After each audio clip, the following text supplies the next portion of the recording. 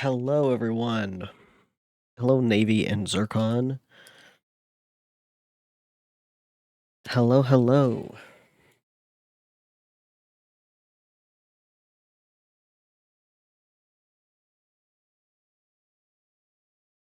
Yeah, Zircon has been a little focused, but it seems really cool.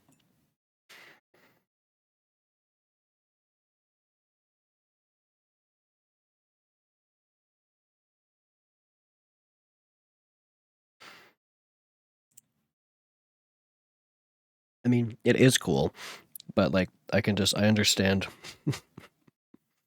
something about sitting at your computer and like figuring out specific things like that. Like you're not really coding, but it's really equivalent to it. It's just really satisfying. And it seems kind of fun to do. But welcome to stream.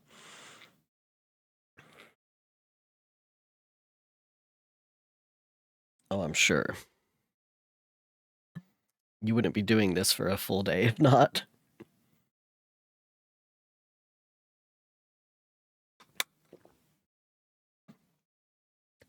So today we will be continuing Frankenstein, as we have been.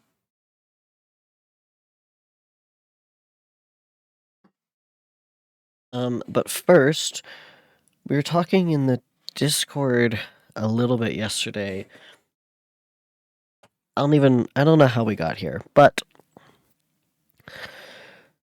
a bird quiz got brought up, or I found a bird quiz for Dawson to do of just naming birds, and then he found a bovid quiz.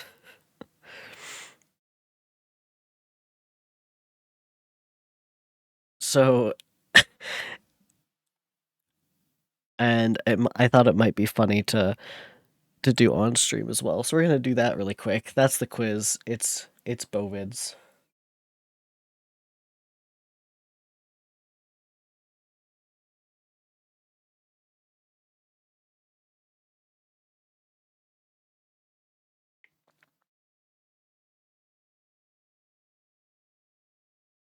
I'm gonna show you two quizzes first. We might be able to do a bird quiz while we're here as well. But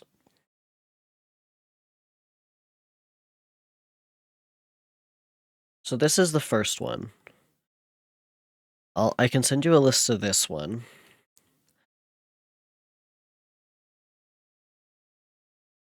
It's only 20, but I did only get 13 out of 20 of this one. A lot of them are ones that I don't really know that well. Like the more cow-looking guys, I don't really have a grasp on yet.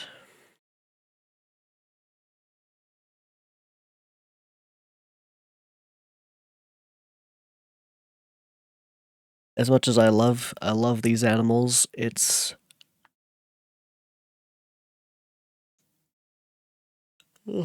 hard to have know their specific names sometimes. So the other one that was sent was this one. It is all 140-ish of them, but you have to say what their common name is.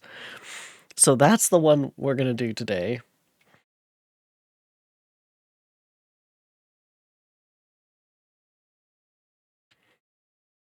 And we're just gonna see how many I can name off the top of my head. I have not really studied besides just whatever I normally do. Uh, this is like the name 200 women thing, but it's name all bovids. So that's what we're doing.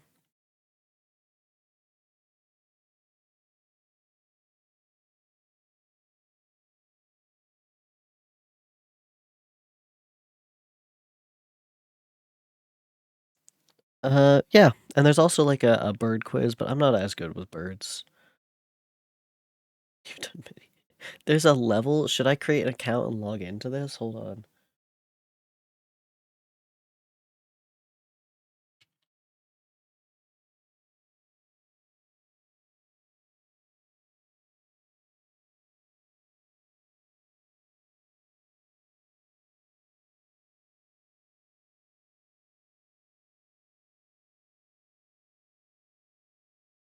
Okay, I've created an account. We're in now.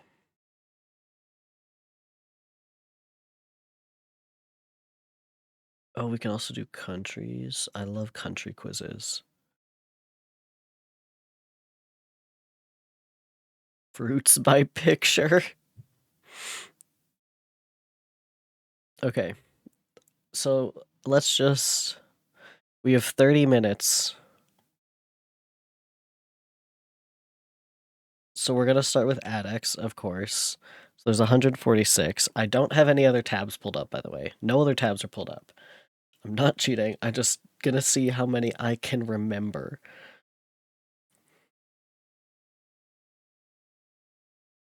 I also don't know what, like, common name means. Okay, so there is Oryx. Is that not just one? Oh, okay. No. Oh, spelling is going to be fringe. How do you spell fringe-eared? No. Rowan antelope? Okay. You can get Nyla, greater kudu, and lesser kudu bongo. American bison. Do they have European bison? European? European bison. Water buffalo. African forest buffalo. Or is it just a forest buffalo? Forest buffalo? No, I'm missing something. It's a...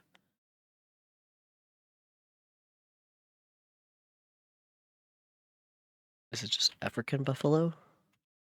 Buffalo. It is.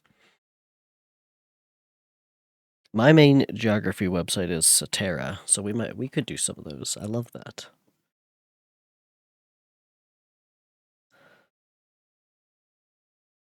You don't think you could do this for any animal? Or not, okay, not specifically animal.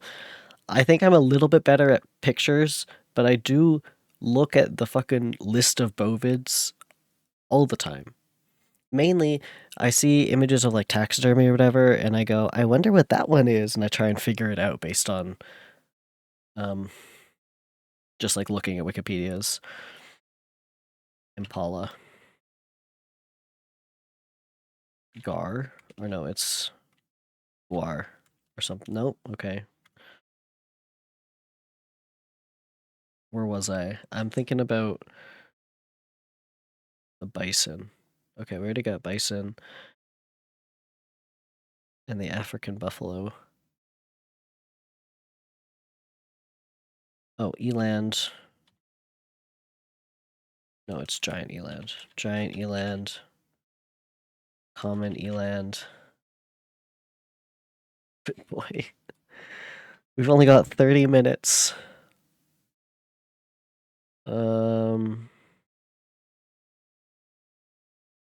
I don't know these names at all. Like the species. I really should. Oh, Saga antelope, though.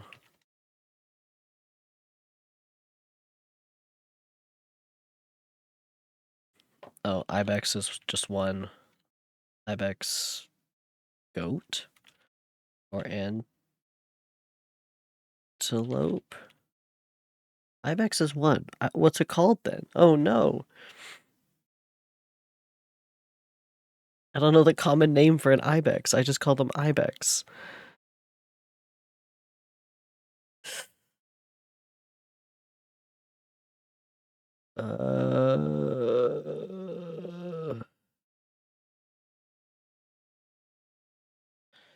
Is a chamois? No.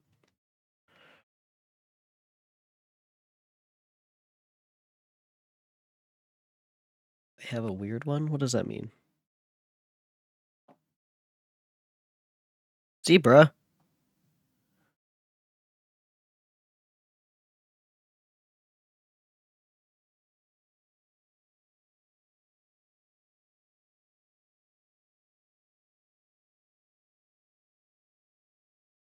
So many of these ones? Like the one I'm doing, or the one I sent you?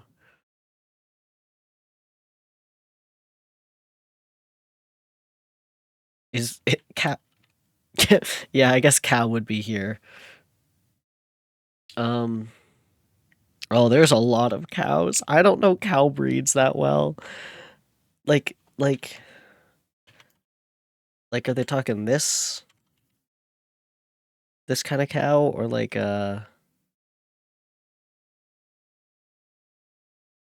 God, oh God, these are all cows right here. Of course, I put addex. Okay, so they do have the 4 different oryxes. I've just got to remember what they are called. Oh God, I forgot Corbus has, or Cobus. Oh God.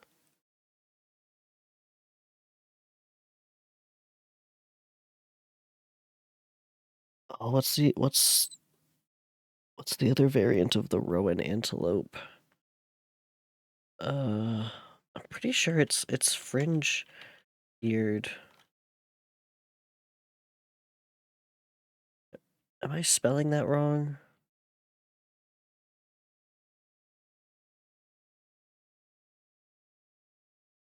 Savannah oryx.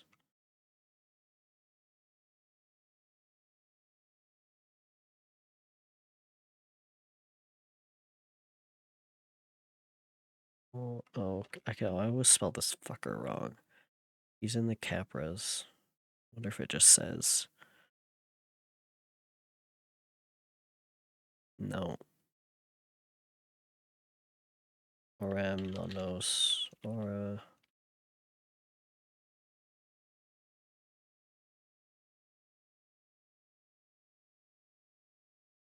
I'm trying to find the. Is it just gonna be mountain goat? Ah, it is.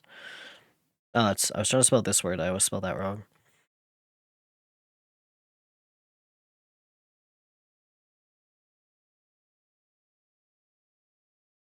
Like with ram, bighorn sheep. Yeah. Okay. Um.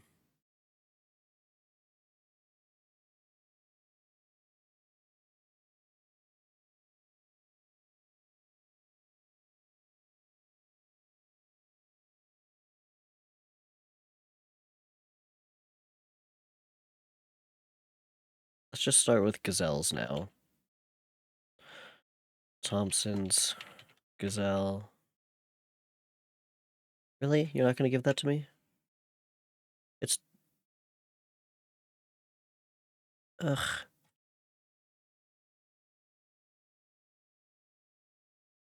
What the hell? What about Dick Dick? Is Dick Dick in there? Isn't it? Jerks? Dick Dick? What the hell?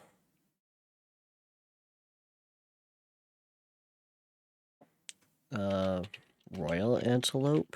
Yeah, that's the smallest antelope. I already said impala.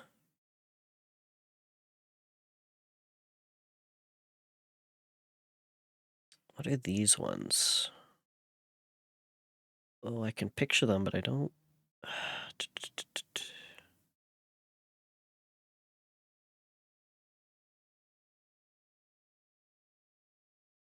What else is similar?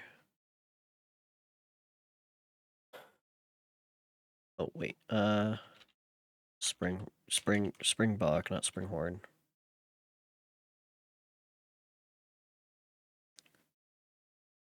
springbok. We can get a muskox. Yak.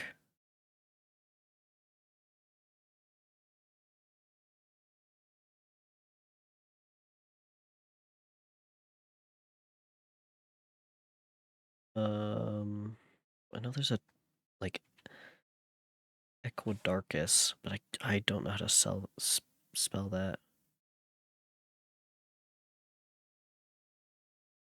Isn't Antholops one? Nope, that's just what I know it as. I don't know its common name.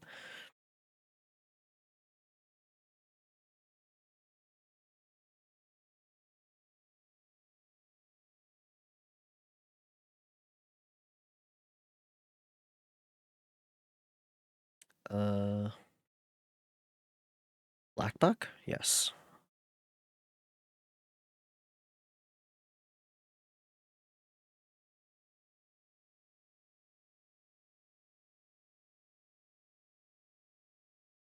Oh god, what's the one?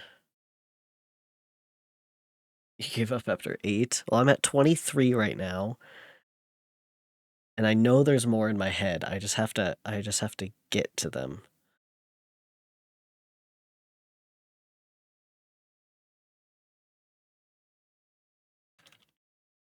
Oh, what's the GNU? Oh, it's on the Kenya cam. Wildebeest. Wildebeest? Blue wildebeest? Yes, thank you. Is it gonna accept Heartbeast? Yes. Beatragus. Oh, I know what you are. But do I know your name? I know what you look like. Two be multiple choice I looked out. Nice, Navy.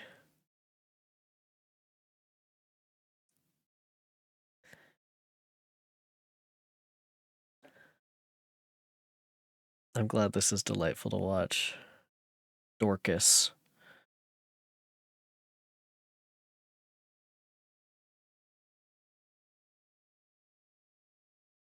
Oh, Ed Dork. That's the one I was trying to find. Oh, but they're specific names. Isn't it Thompson's Gazelle? Whoa, whoa. What happened? Tom. Where'd the gazelles go? Thompson's Gazelle. Okay, I was just spelling it wrong. Oh, there's so many different dicks as well. It's not gonna count. Kirk's Dick. Hold on. Kirk's Dick. Yes. We got one of them. And by so many, I mean there's 4. I'll do countries of the world after. I'm much better, I think, placing on a map than naming like this, though. But we can try and do that for sure.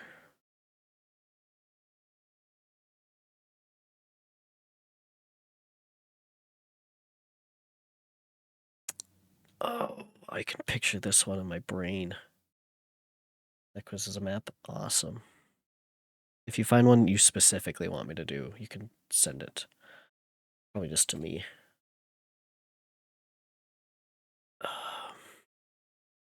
Isn't it just called Damascus? I don't think so. That's probably where it's from, though. I know what this one looks like, but I can't picture it. What are they called? What's their name?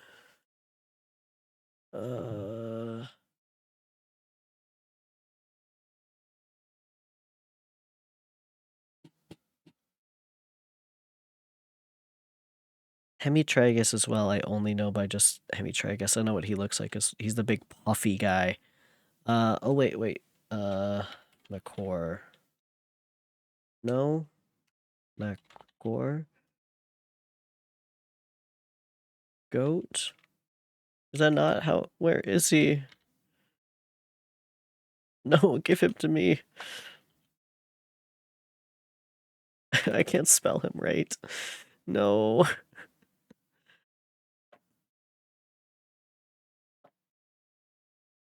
Aries?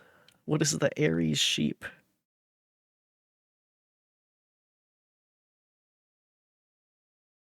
It's not going to take domestic sheep, right? It will. What about domestic cow? No.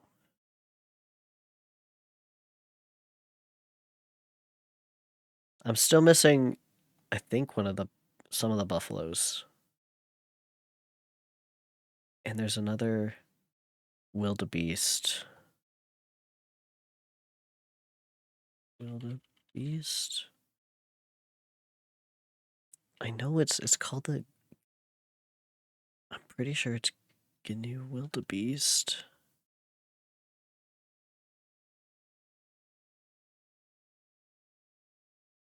Oh, what else do we got? What else do I have in my brain?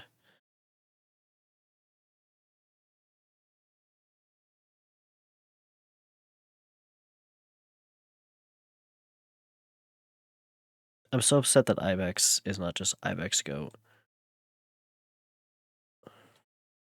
Why isn't it?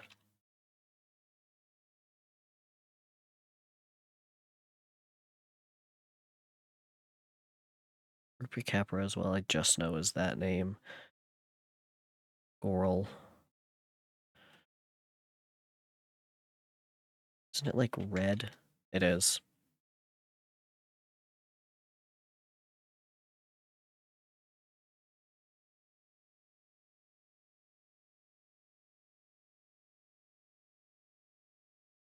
I can't picture this whole row.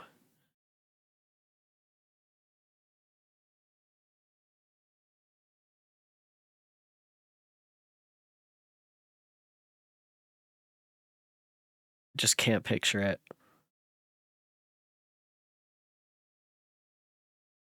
Oh, there's probably more gorals. It's worth a shot.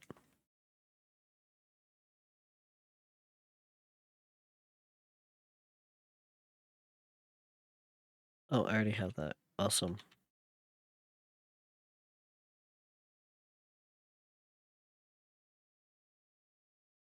Well, yeah.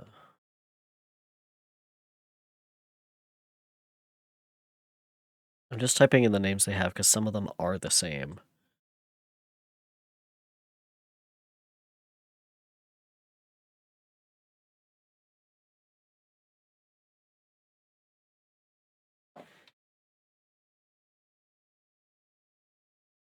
Oh, Screwhorn is Markor. Thank you.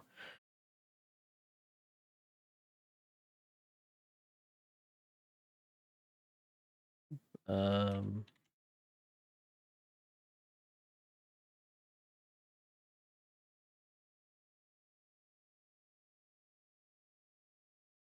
what else? What else do I know?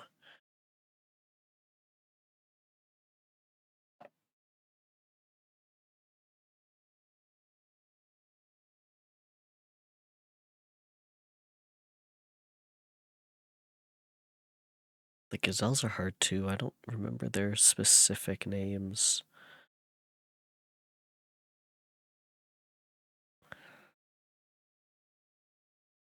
Oh, and this one starts with a B.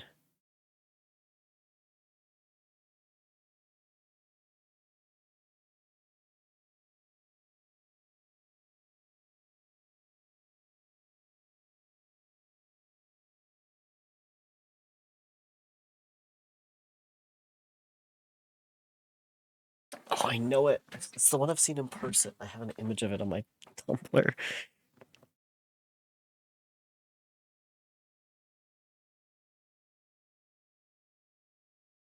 And the ones that stand on their hind legs. Actually, hold on. There's a four-horned. Is it gonna... No. Okay, that's not on here.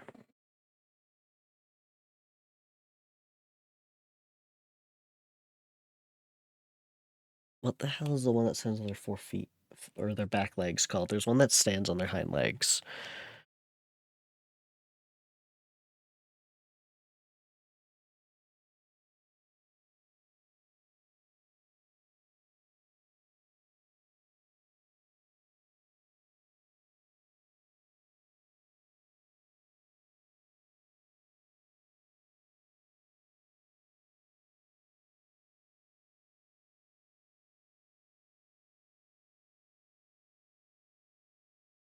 It is funny common eland is called oryx when that's like a whole other thing, which again, I'm upset that I don't know.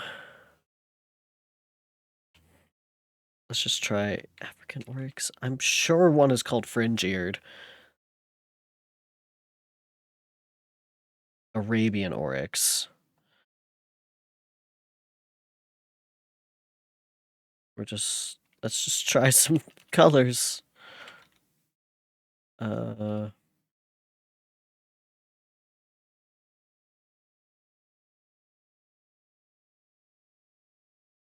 think I already tried that. Western oryx. I don't know, man. I can't remember their names now, and I've got little statues of them.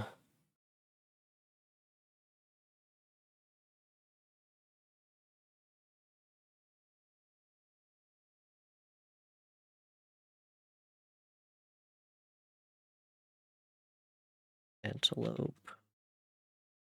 I know blackface sheep is a sheep, but oh, I can pause it or just take untimed. That's also funny.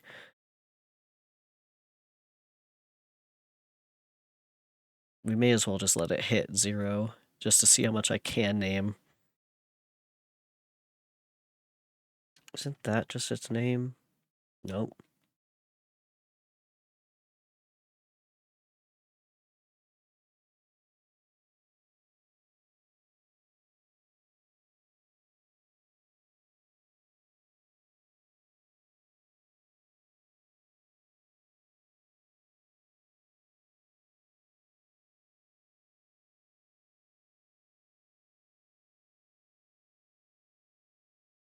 I think when I look at this, it's gonna be so stupid.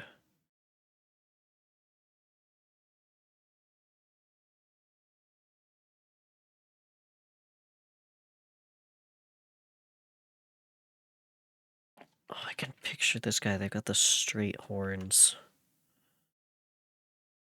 Like the little ones. But I can't remember what they're called now.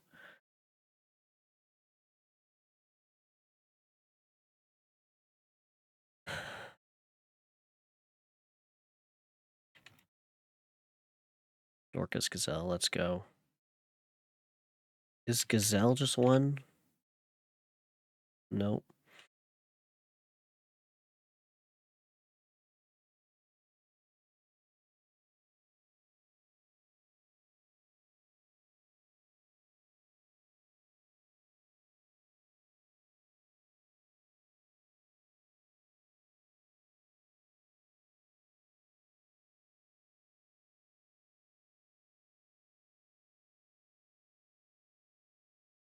Oh, wait,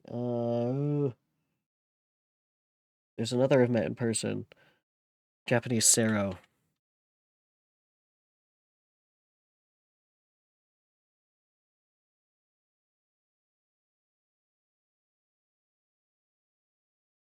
Met in person is so funny. This one is something, but it must be called something else.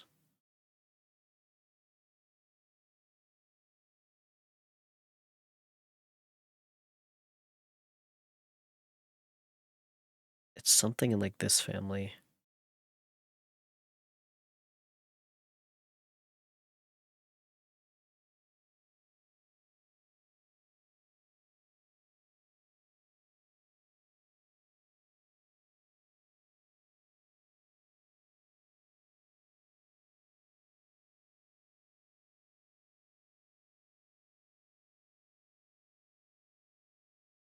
We're just making sure this isn't okay. That one does start with a B though.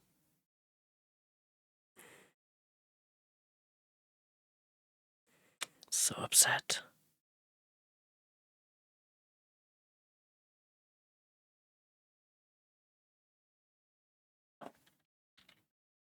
And Gar is something. Okay, we did get the Gar, I guess. Yeah.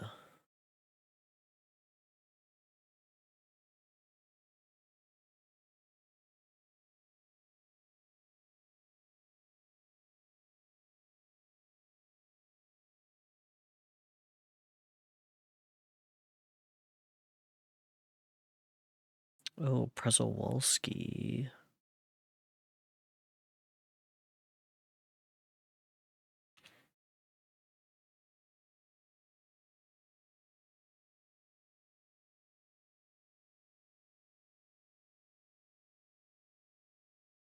It helps if I spell things right.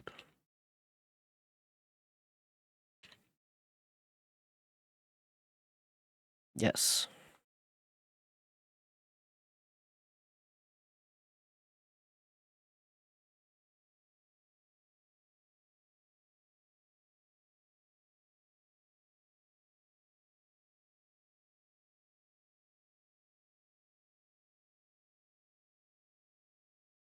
There's a lot of these guys. There's 146.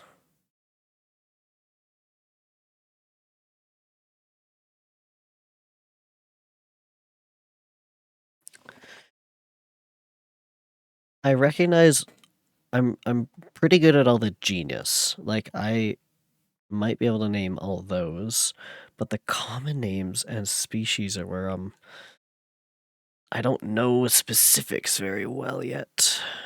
One day we'll get there. I got some studying to do.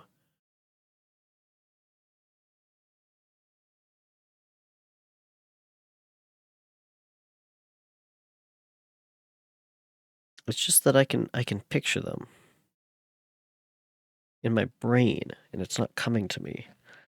What their common names are.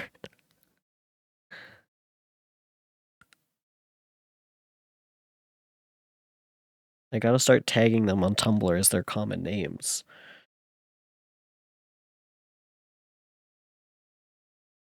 There's a lot of other like someone's gazelle and someone's dick, but I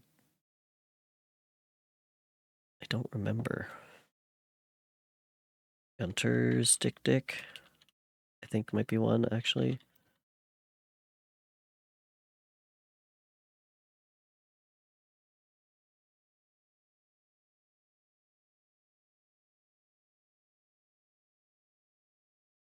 Alpine? Like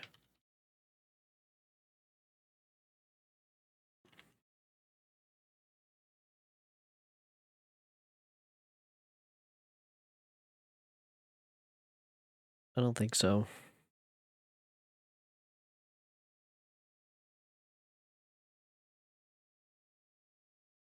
Oh yeah, that would probably be the chamois that I'm thinking of. That'd be closest.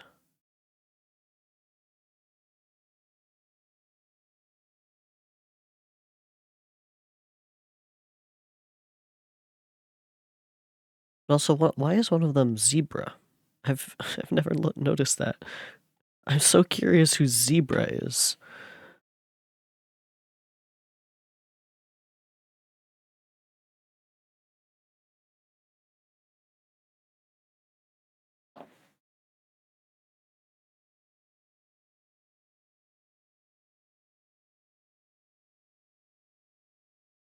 Okay, any others?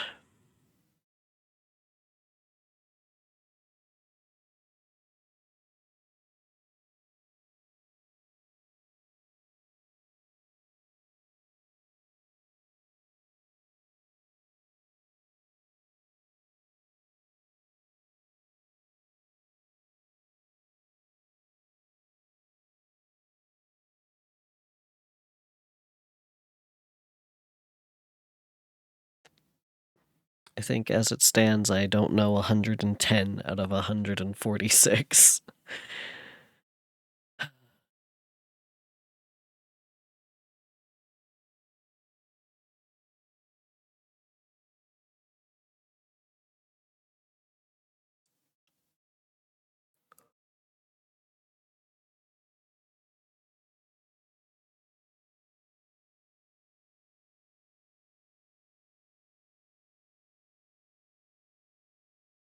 You think?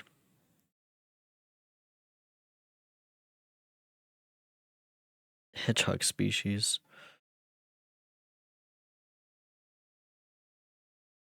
I'm upset that ibex isn't just ibex. Stuff like that.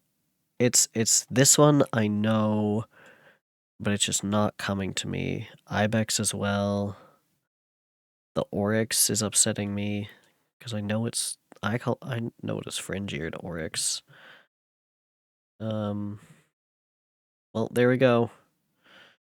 That's not what I was thinking even. So we got 25%. This beats or equals half the people that take this test.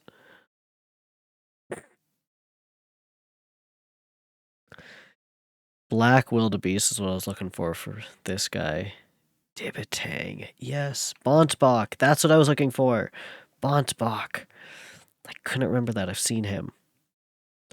But look at these, like the gazelles. Arabian gazelle. Red-fronted gazelle. Mongolic gazelle. Schuver's gazelle. Mountain gazelle. I should know mountain gazelle and rim gazelle. Arabian sand gazelle. Specs gazelle. Kirinok. Yes, that's the one that stands on their hind legs. Summerings gazelle. Grant's gazelle. Mongolian gazelle. Prezowak's gazelle. Goa. Viera. Gunter's dick. I knew it was that, but I didn't have the fucking... I didn't have the accents. That's so rude. Silver dick. Salt's dick. Oribi. That's, yes. And Steenbok. Gray's box. Yes. I typed in four-horned antelope. I just didn't have the hyphen. Shut up.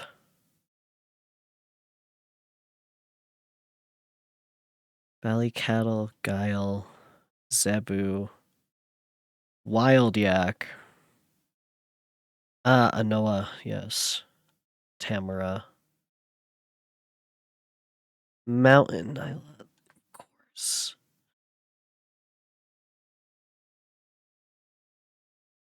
Oh, of course.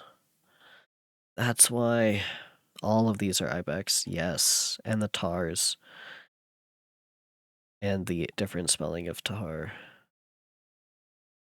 Mouflon. Alpine chamois, that's what I was trying to find.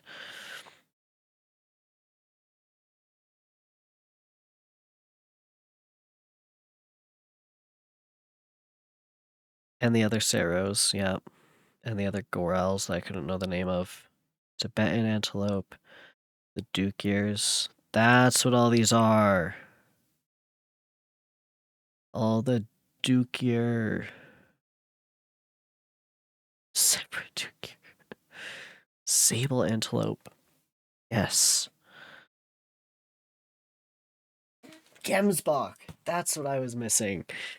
Oh, I should have known that. I should have known that for sure. Clipspringer. Yeah, these are all names I know. Reebok. This is actually... That's the fun fact, right? This antelope is the inspiration for the Reebok shoes and Reedbucks. Ugh. Hitting myself. We'll do better next time. Can I, like, save this?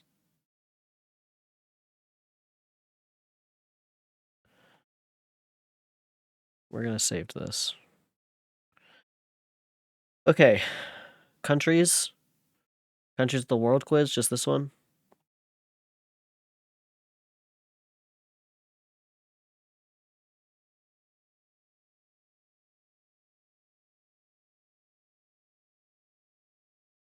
Is it naming or is it clicking? Oh, it is just typing in names. Okay, I will sure try. Oh, it's only 15 minutes. No, Canada. USA. Australia. Australia. South Africa.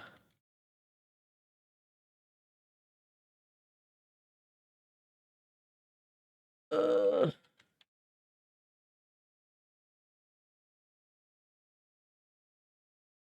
isn't Greenland? We're trying this. We're gonna see. Germany, France, Spain, Portugal, Romania, Belarus, Lich. Oh my God, Liechtenstein. I don't know how to spell that. Oh, it's Iceland. Is Greenland not a... What's it called? What? Sweden. Finland. Oh my God. Finland.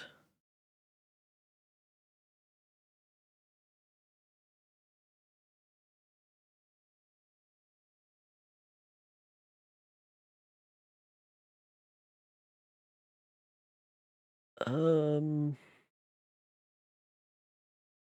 Oh my God. I'm frozen.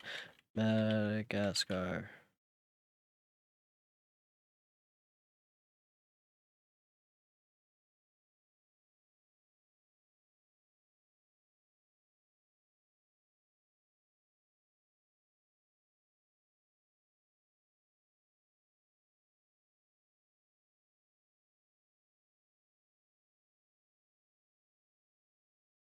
Oh, I can't spell.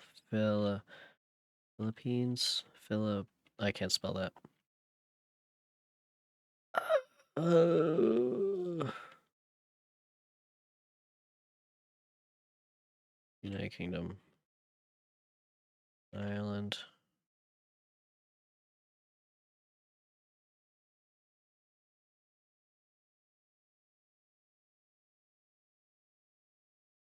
Bulgaria.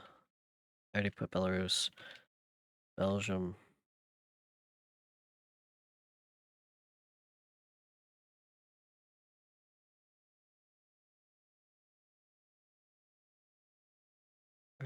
Argentina. Argentina.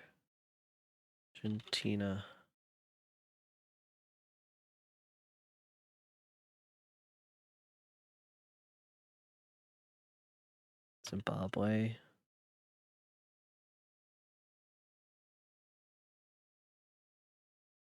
Oh, okay, I can't spell that, I guess. Kenya. Sudan. South Sudan. Chad. Um.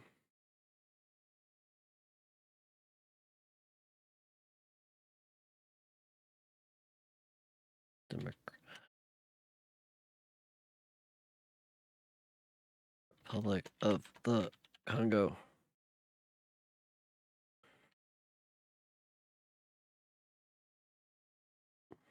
Okay, I guess that worked.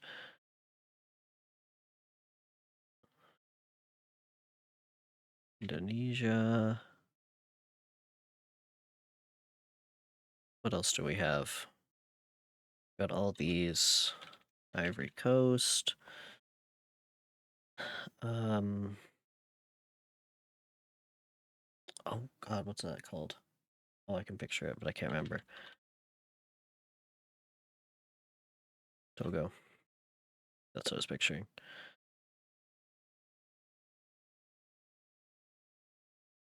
So, oh God. Equatorial Guinea. That's somewhere, but I can't remember it now. Somalia, Eritrea, Egypt.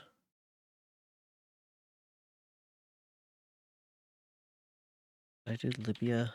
I must have.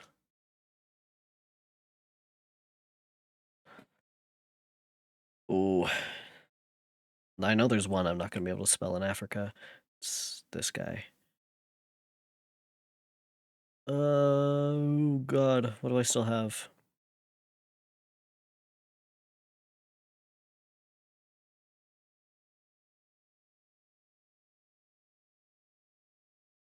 Maybe. I mean, might as well. South Korea, North Korea,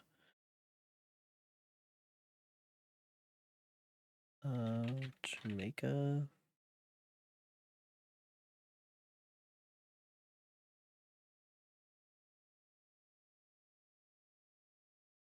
Do I have Albania? Nope. Austria.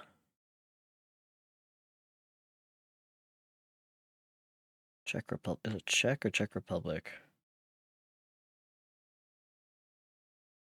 Here. Republic. Thank you. I'm not cheating. I know the countries, I can't, I don't know the specific spellings.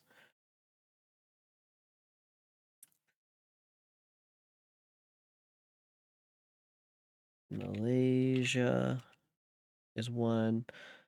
Can I spell that one? Nope. Malaysia. I know I'm close, but I'm not there. And then there's all the stands as well that are gonna be impossible to spell. Malaysia.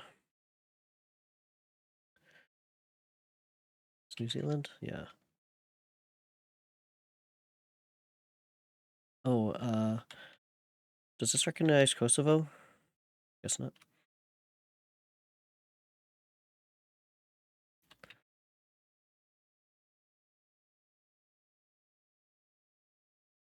Right, I was spelling it wrong. Okay. U instead of an O. That's stupid. Do Latvia and Lithuania and I already did Eritrea. I'm thinking of the one south of Finland. Netherlands.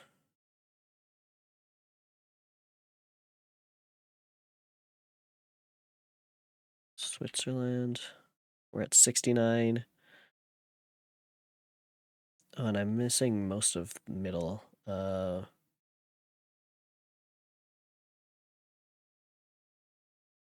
Oh god, I'm blanking. Search the It is a little bit farther south of Finland, yes. Uh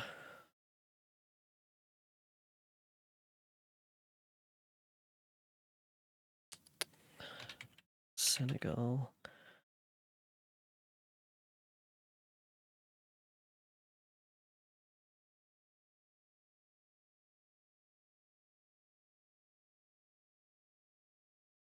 I already got Belarus. Oh, I'm missing Ukraine and Poland and Serbia and Bosnia and Slovakia, and I think I already have Serbia. Yeah. Uh, Croatia, Cyprus. I'm a little European centered. I look at European and Africa a lot, but now I'm not, I'm blanking on African countries.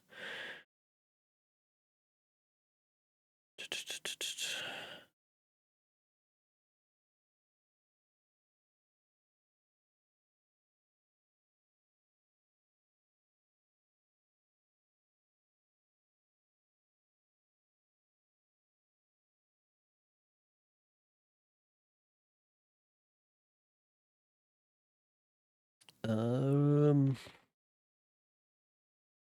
no. What's that called? What's that called?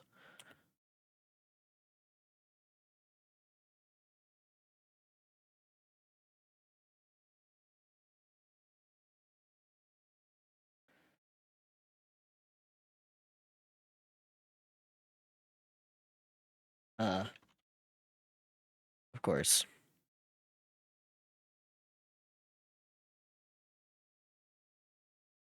Wish you could zoom. That would be Well, I know there's the little ones. Angora? No, I think I already said that. Oh, Vatican. Um, that's not it though.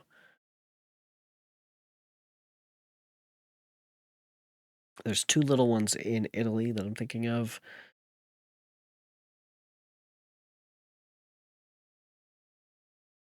Oh, I see.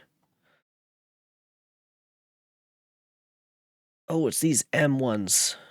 It's these M ones that I hate. Macedonia. That's not about the actual country. I just hate. I can't remember which one they are when I do country quizzes. Um,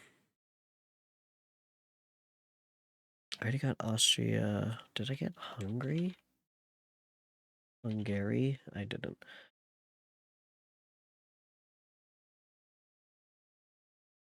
It's the fucking this like Liechtenstein. Liechtenstein. Oh, we got it.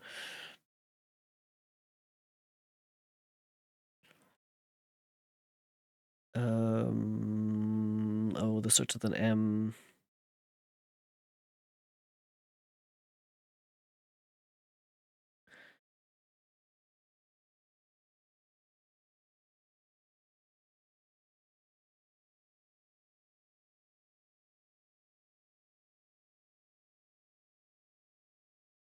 This is where all the like uh stands are. Oh. Uh, Starts with a B. This one starts with a B, and I can't remember. I got Estonia. No, okay. What are the little ones inside of South Africa called again?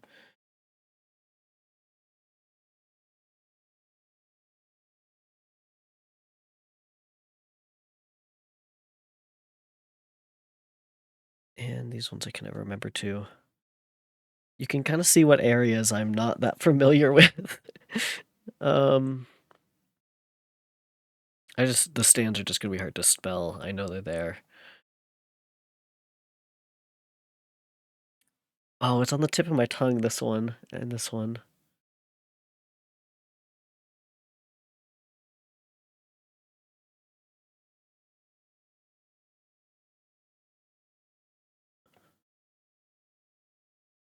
Taiwan. Nice.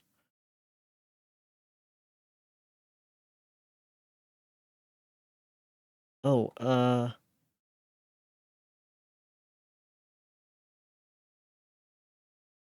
it's by the Congo. It's Rwanda. And Uganda.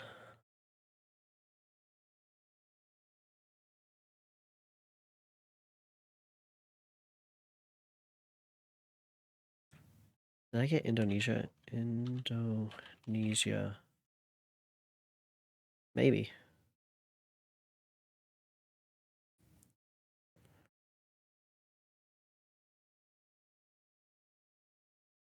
Tuvalu.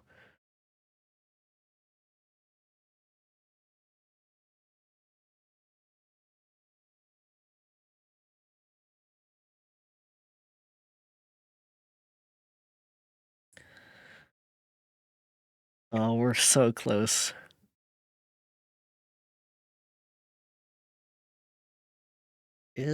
No, I'm curious. Nope.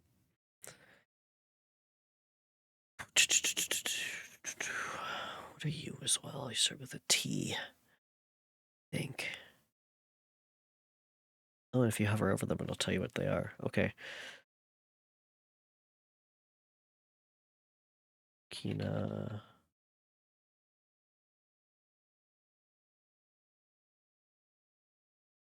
It's always a question.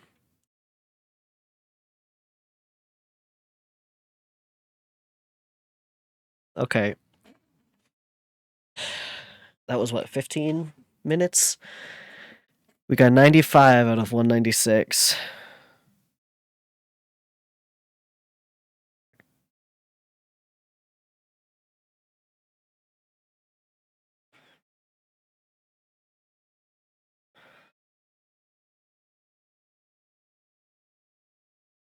Oof.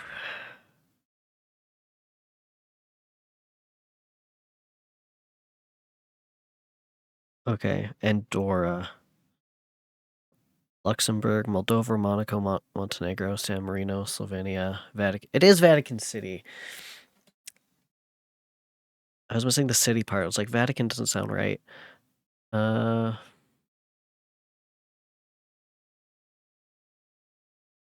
Yeah. I do usually based on continent. When I happen to play my geography quizzes, which it's been a long time, I'm pretty good at Europe. I'm fairly like I can get really well on Africa. Asia's all right. South Africa, I'm still working on. Yeah, like these are all names I know. Djibouti, I knew that one. I just did not know how to spell that. Botswana, yeah. Central African Republic, Cape Verde, Guinea-Bissau. That's what I was trying to find. Gabon, Ethiopia. That was on the tip of my tongue too. Um, where's Asia? It's Vietnam. That's what I was trying to think of. And Sri Lanka. Or Tor. Oh man, I was close. I'm also Oceania. I'm not great at.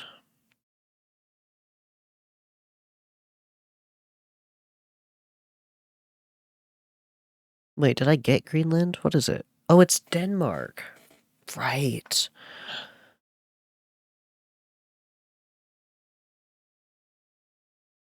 Ecuador, Paraguay.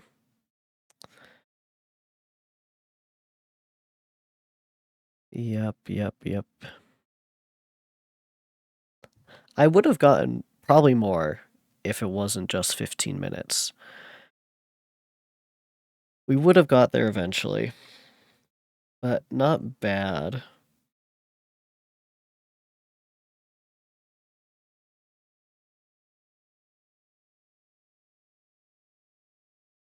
New minigame Minesweeper?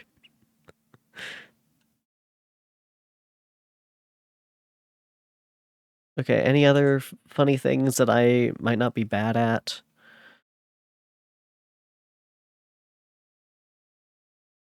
I'm sure it's just Minesweeper, but that's really funny. What's a random one? Oh god, I don't know this. Is like Star Wars gun not just gun? Pointy stick? Like a spear? Like, okay, hold on.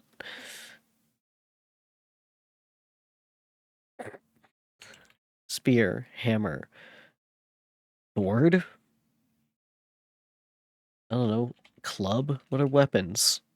Where did we get laser sword? Lightsaber?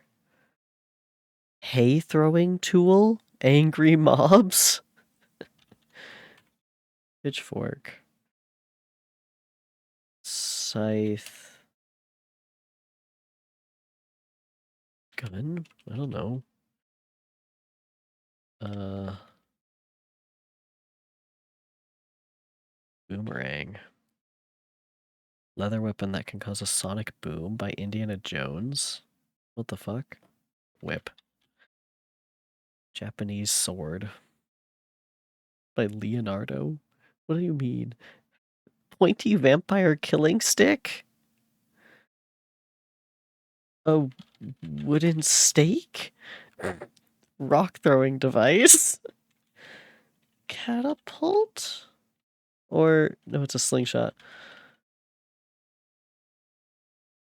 Two sticks connected by a chain, Michelangelo. How do you spell nunchuck? I don't know.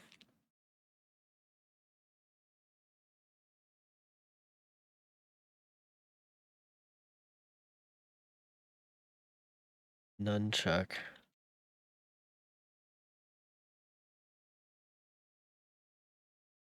Good enough.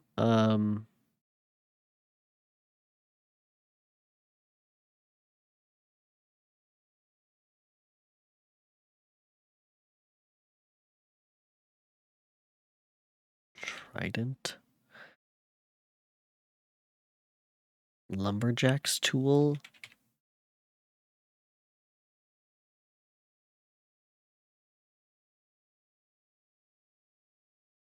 Chainsaw, yep. Can be set to stun Captain Kirk. Stun gun? I don't know. Taser?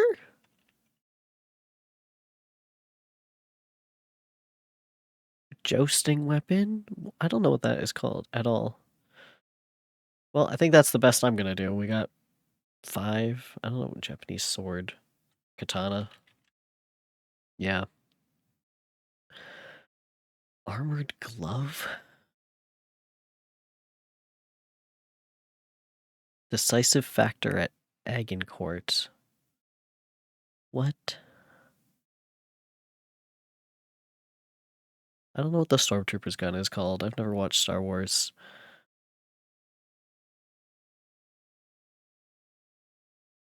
Is armored glove not nunchuck? Or not nunchuck, sorry, gauntlet. I was reading nunchuck.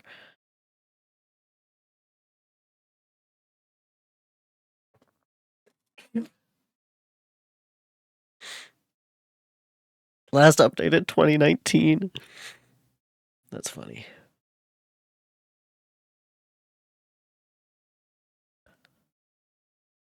Yeah, I don't know.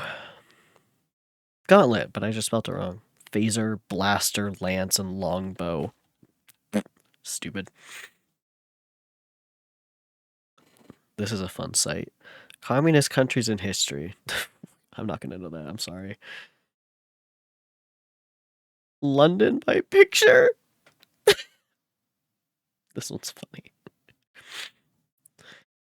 Capital cities. World's longest rivers. Yeah, I don't know that shit. Plato people from what?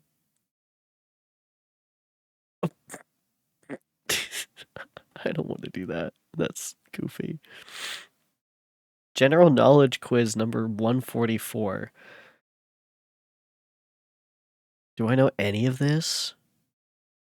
Who has the Twitter handle Pontifex? What? What style of facial hair was famously worn by U.S. Civil War General Ambrose Burnside? I don't know who that is.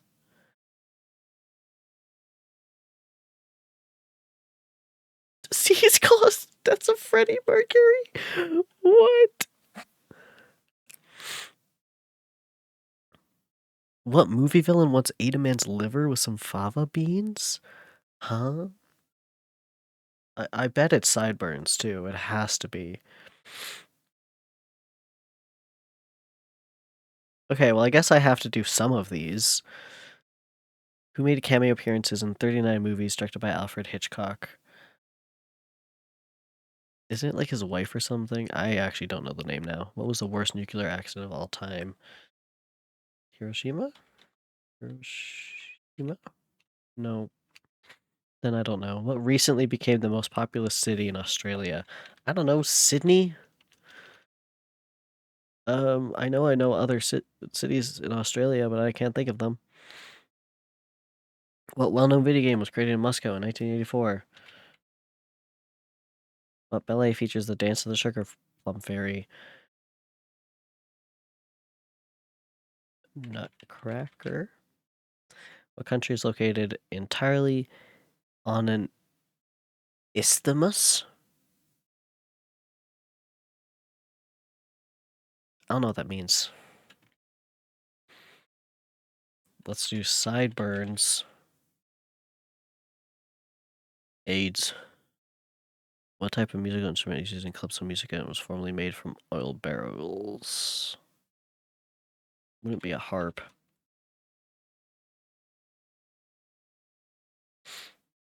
Oh no, drum. Steel drum? Steel pan. What movie villain wants... Okay, I don't know what movie villain ate a man's liver. If a doctor orders 5 cc's of a medicine, what does cc stand for?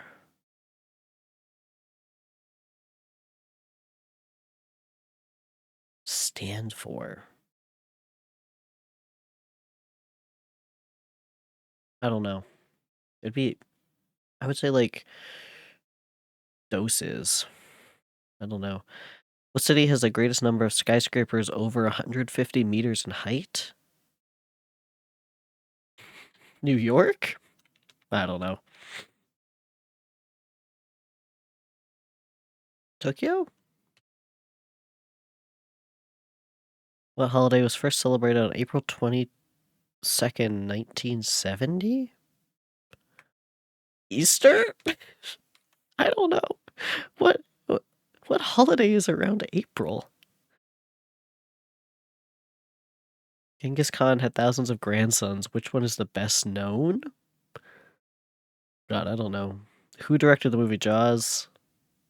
I also don't know. What country do the first names Spyro, Ionis, and Sophia come from? Hey? Yeah, I don't know. What is black sausage made from? I don't know. During the French Revolution, which committee was ironically responsible for killing a great number of people? Committee of Public Not Killing? I don't know the rest of these. Pope Francis? Oh, public safety. Blood? Oh, Greece. Steven Spielberg. Earth Day. Hong Kong. Cubic centimeter. Oh, that makes sense. Hannibal Lecter. Yeah, that makes sense. Panama. Melbourne. Chernobyl. Oh, and just Alfred Hitchcock himself. Okay, how many random quizzes do you guys want? What?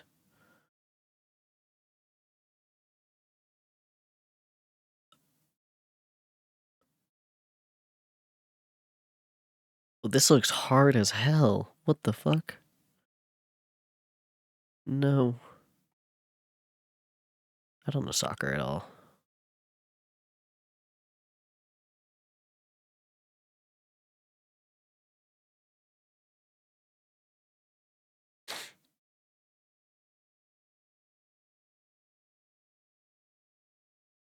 Vocabulary words. How many are there? Let's test my vocabulary, I guess, by harangue, to criticize, to gather, to lead astray, to strangle with a cord or wire.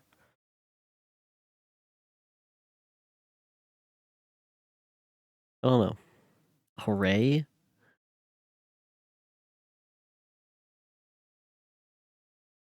Ooh, I don't know, actually. Hubris, excessive pride, harbinger,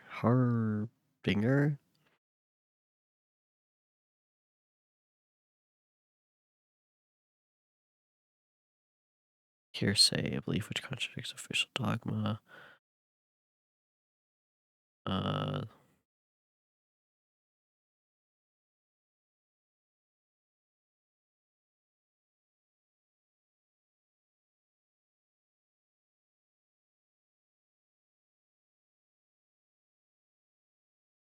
Halcyon? Hmm. Histrionic? Probably that. Heterogeneous. Yeah, it's this one.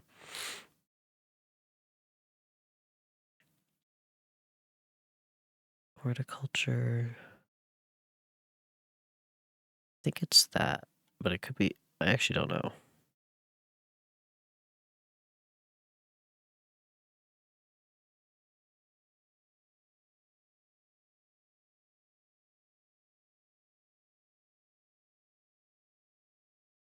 I think that. Finish quiz. What did I get? 11 out of 15. Okay.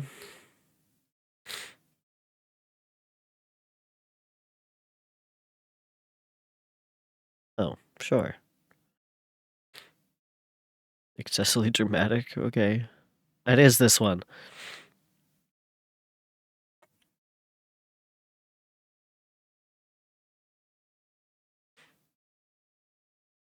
Pennsylvania, true or false? Big 12 college football teams. Oh, you would think I would know this after reading 20,020, but I don't.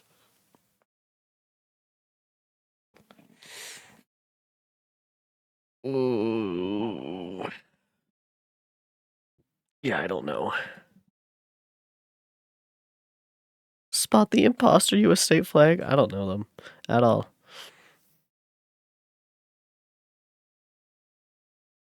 Seas of the world.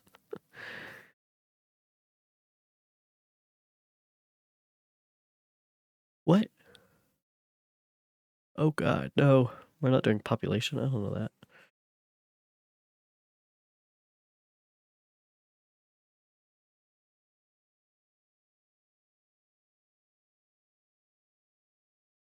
Huge list of famous mountains.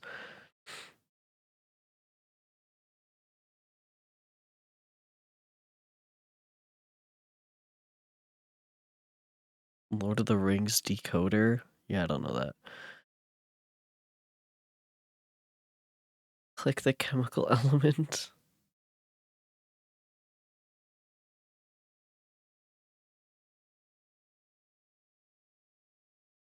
Okay. That should probably be enough quizzes for today. Yeah, I'll show you the bird quiz.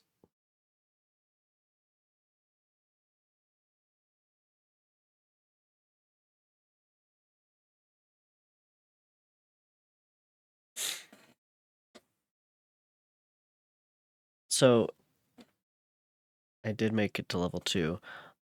I'm going to share this as well, so you guys can look at this.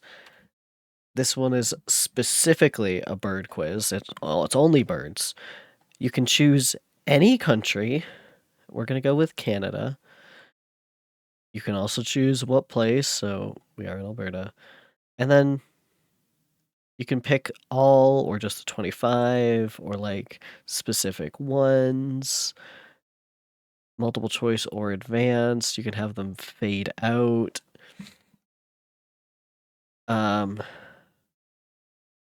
Let's do 100 common birds.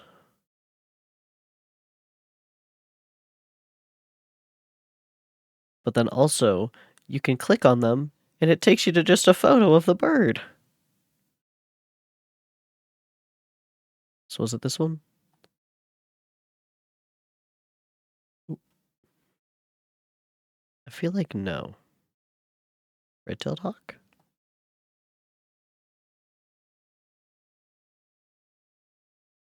You don't like this bird quiz?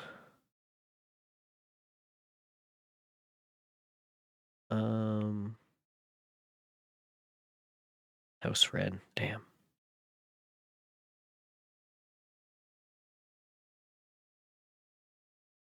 I want to say that looks like a thrush. Ooh. Brown-headed cowbird. Is that a grackle? Brewer's blackbird? Oh. Ruffed grouse.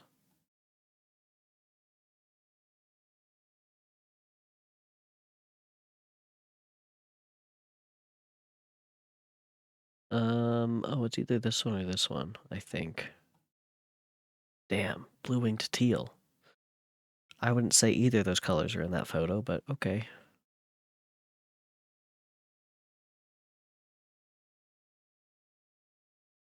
Maybe you're that one? It is.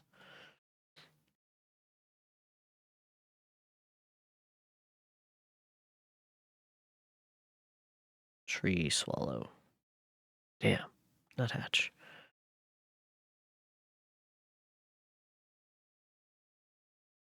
Franklin's gull. Actually, maybe ring-billed gull. It's California gull. No.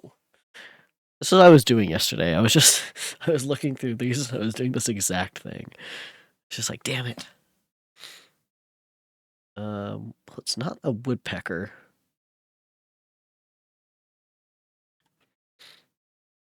That's a grackle.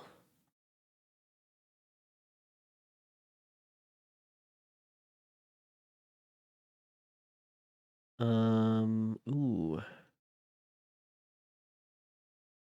that might be a gray. Yes. Uh, Um,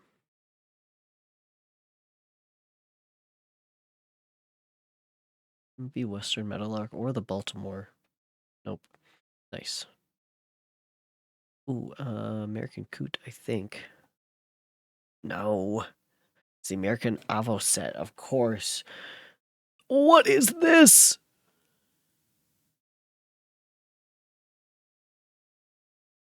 That bird looks fucked. It's the killdeer.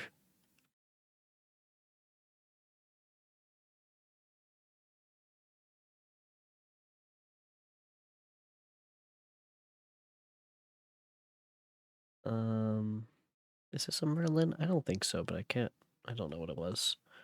This is like the opposite of a grackle.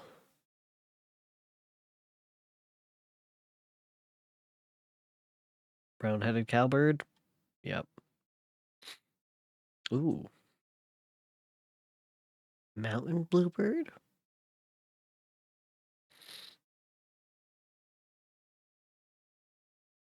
That's gotta be a magpie. You can't see its colors, but I think that's a magpie. Yep.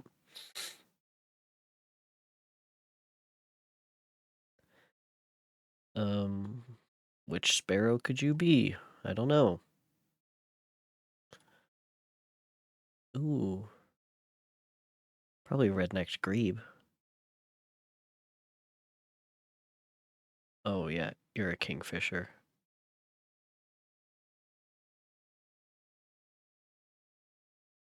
Are you a downy woodpecker? I think so. Yeah.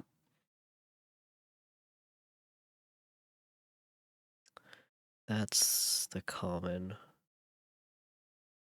Bufflehead. No, I did this up yesterday too. The same question. Stupid bufflehead. Lincoln Sparrow? No.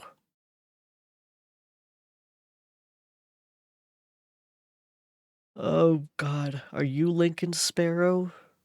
No. You're a golden eye. No, you're a redhead. Of course you are. No. The birds, they're getting to me. Are you a crow or a raven? Crow. Damn it. I think you're actually a mourning dove. Yes.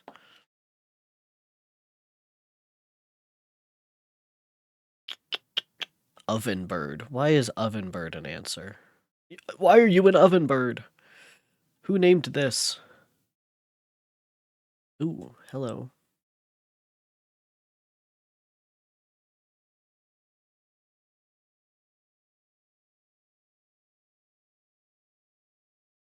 Good enough. Is that, did you do, like, common birds to you? You're the golden eye. No, you're the lesser scalp. Of course you are. What the fuck is that?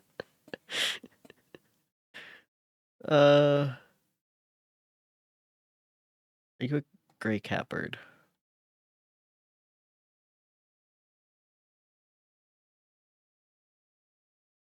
I'm kind of curious now to do other places because these birds are all very familiar, or not very, but like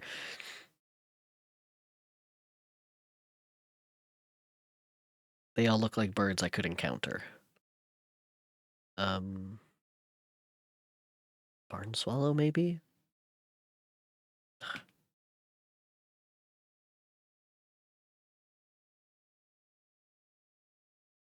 Um, maybe rough. No, eared grebe.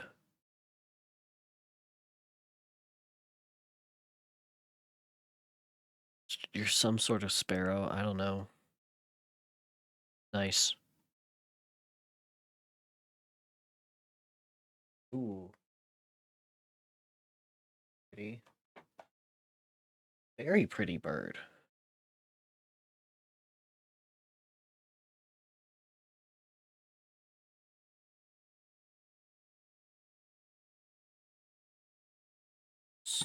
starling? Oh, Bohemian waxwing, of course. Very pretty,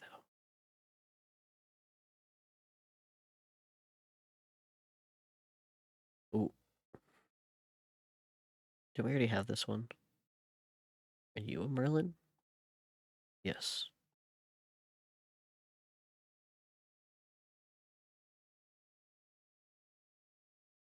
Um, Least flycatcher? Yep. Oh, that's such a long beak. Yes, or lesser yellow legs. Wilson snipe. Savannah sparrow? Your Lincoln sparrow.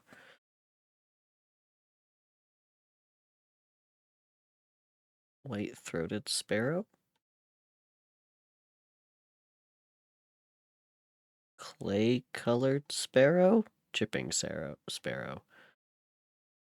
Ooh, you're also very pretty. What are you?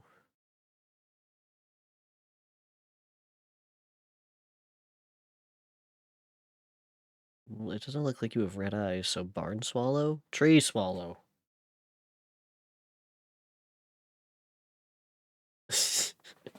Some of their photos are not great, I'm gonna be honest, but I also was doing this yesterday, and one of the photos had a watermark that said the bird's name in it.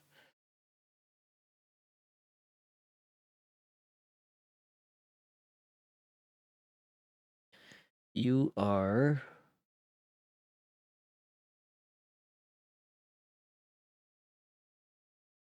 American Widgeon.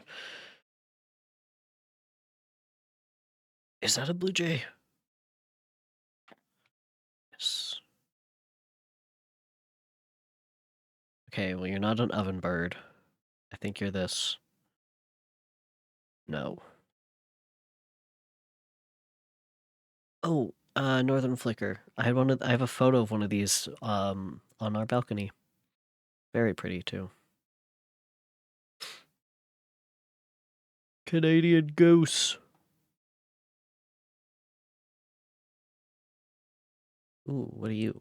Brown-headed cowbird? No. Common red pole. No. I'll do 10 common from somewhere else just to see.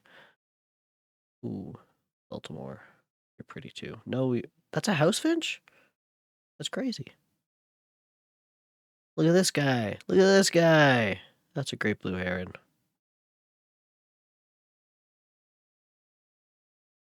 Look at that guy. You're Swanson's hawk. No. Northern Harrier. Of course. How could you do this to me? Sora? Because you're not a hawk. Okay.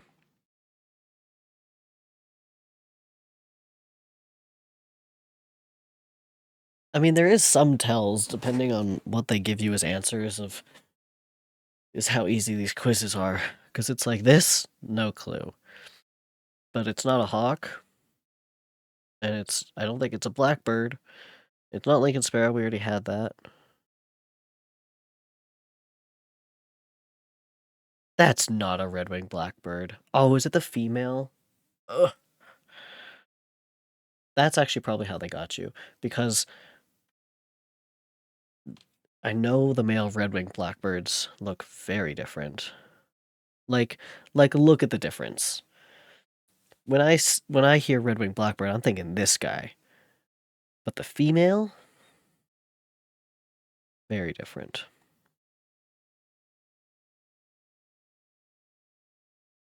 You're pretty. Are you a European starling? Yes.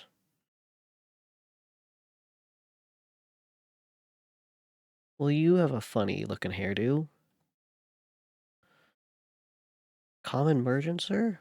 Sure.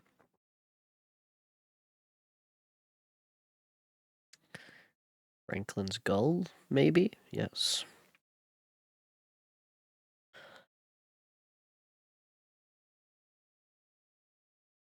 Are you a common redpoll? Yes.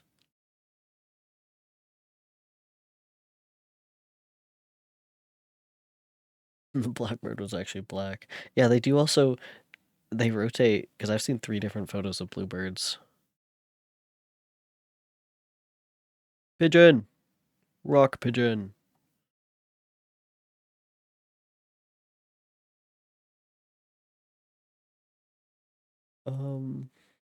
Barn swallow?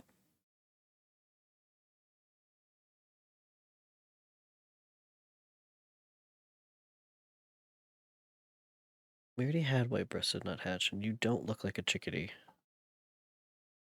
Nope. Yep, female blackbirds are just brown. Happens to the best of us. Common yellow throat? Yellow rump? You do not have a yellow rump. What are you talking about? Lying to me. Owl.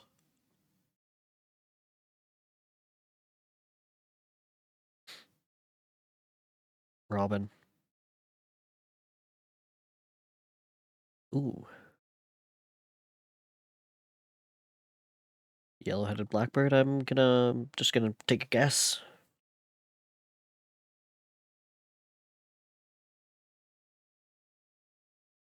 Eastern kingbird. Ah, that's the.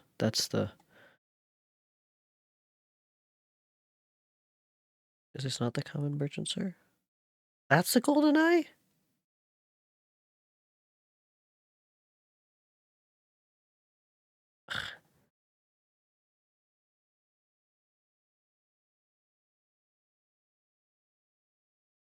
I think this. Just the shape of it, yep. Yeah, bird names are so goofy.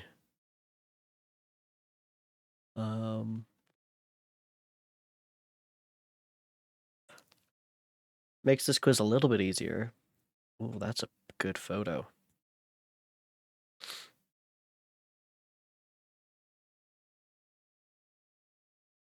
Pileated woodpecker. It must be. No! Yellow belly sapsucker. No! I've been duped. I guess it doesn't really show the size of the bird. I thought it was bigger than it was. I think we already had the lesser. Oh, no! It was a lesser one. Lesser yellow legs, I guess greater. Well, that's a pelican.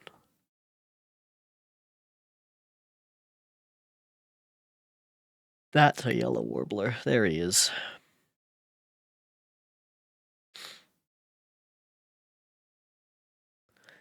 Are you the ruddy duck? You are. That's a pileated woodpecker, right? Yeah. The red, I got excited. They're much bigger than the other woodpeckers that we saw. They're huge. They're great, though.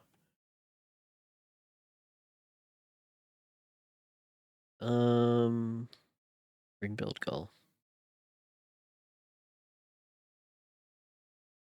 We already had downy woodpecker, so you must be...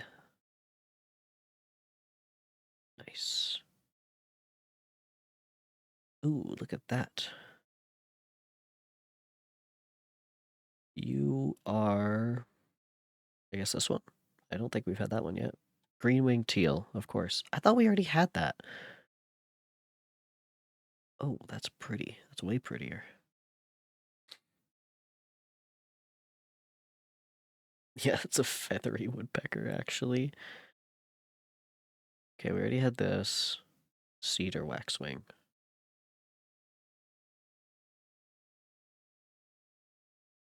That's a bald eagle.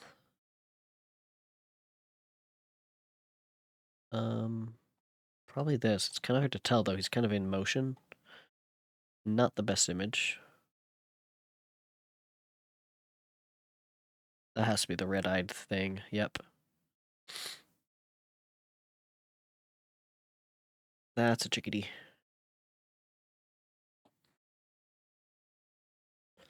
Mallard.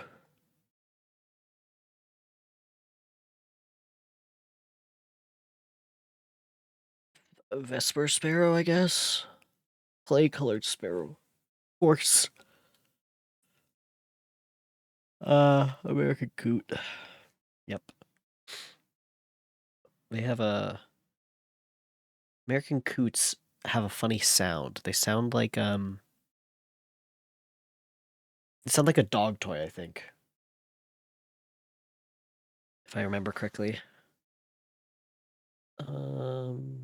Is that this one now? Yes.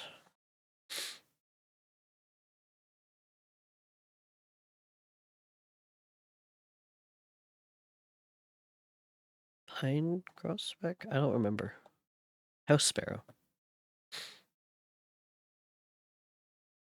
Is this the greater yellow legs? Yes.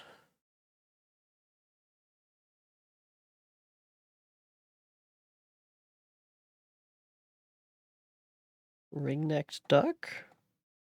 Yes.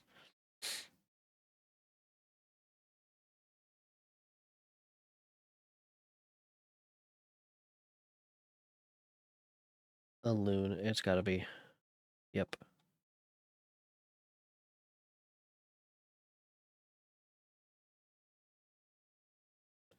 If this thing with this huge ass bill is not a shoveler, okay. Oh god. I don't remember what sparrows we haven't had. Perfect.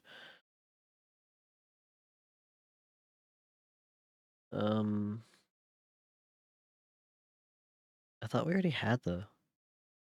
Of course.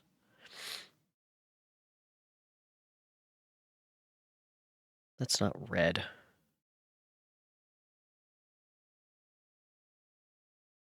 Canvasback. The fun thing about this, though, is that you can learn more about the birds. We already had the raven, I think, so this is a crow? Perfect. Nice. 63 out of 100 birds. Let's just take another... What country should I look at?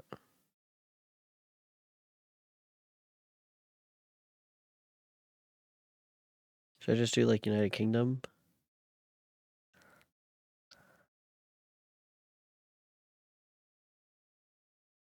Let's do Wales as well. Just the top 10.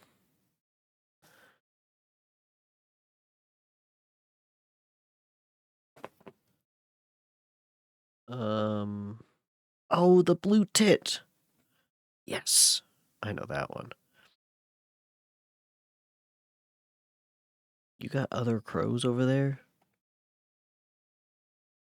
Oh, okay. It's a jackdaw? Chaffinch? Uh, maybe it is. European robin. Oh, that's gotta be a pigeon. He's so fluffy.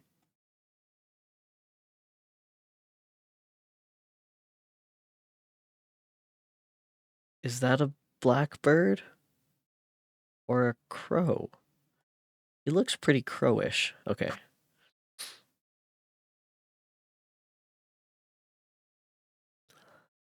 Um, is this what a chaffinch is?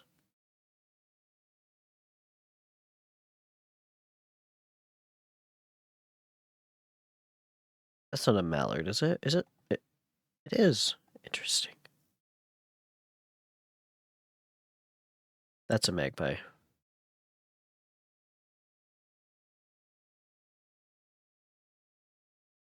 Blackbird.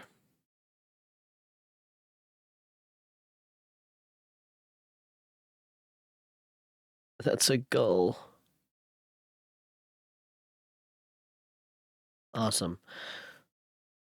That's the bird quiz.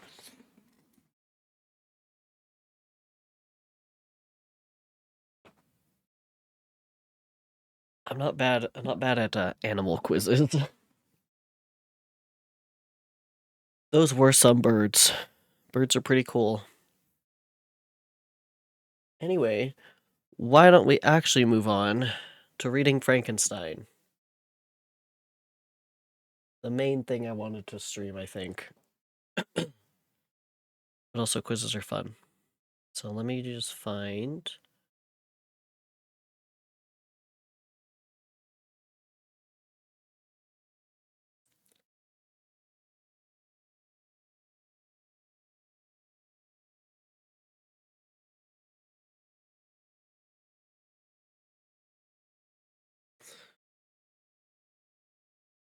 Okay. Now we're actually going to read Frankenstein.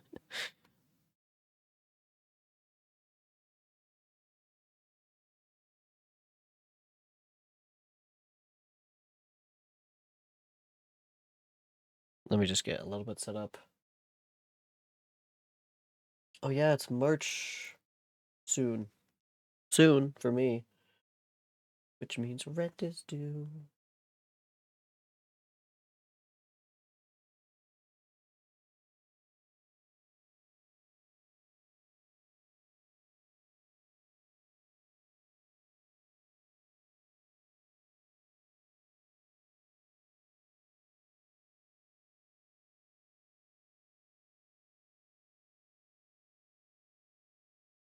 What is St. David's Day?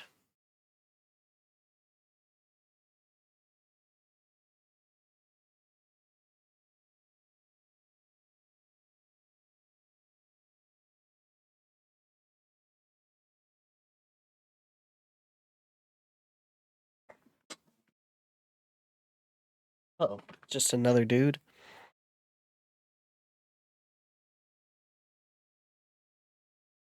Is it like the same equivalent as like everyone goes out and gets drunk as well?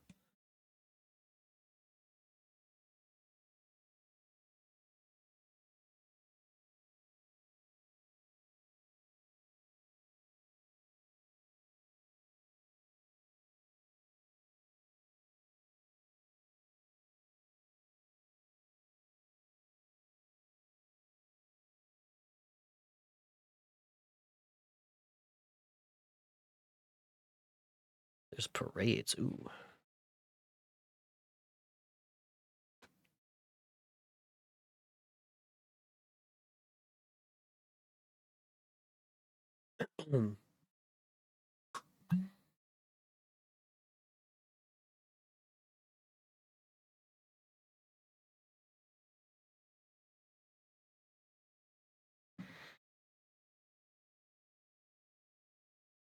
Interesting.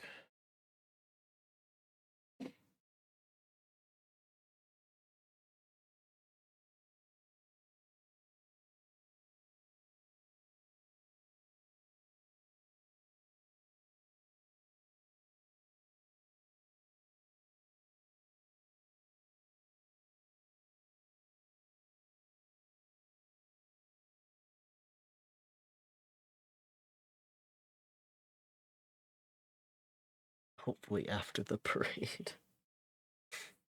Well, hope you have fun with that parade. Welcome back, everyone, to Frankenstein.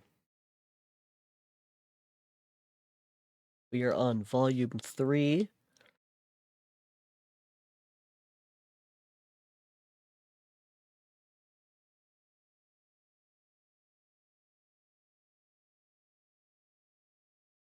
There's only about roughly 60 pages left in my book.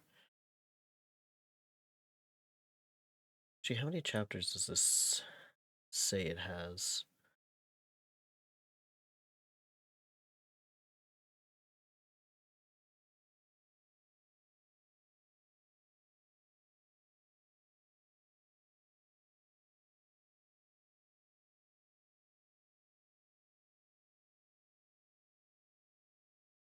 Seven, maybe?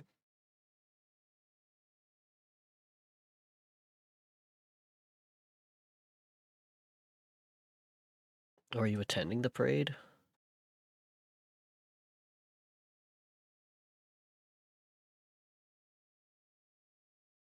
Okay, Introduction to Frankenstein is at the end.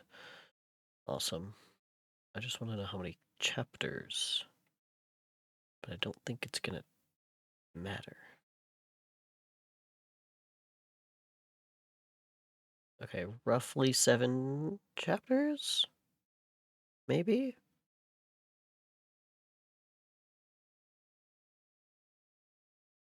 So we might do half the volume. Mm-hmm. I haven't been to a parade in a while.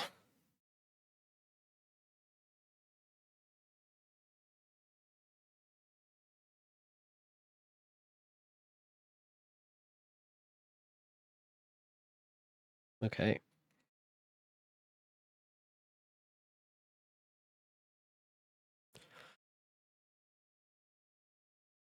Yeah, hopefully we were done Frankenstein the day before my birthday, which will be funny.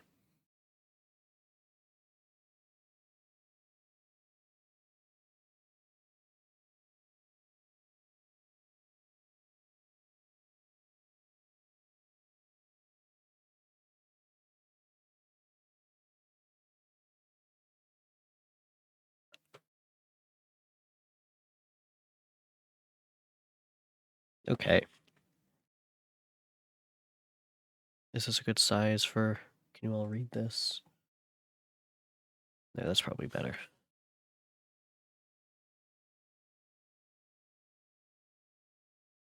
Chapter 1.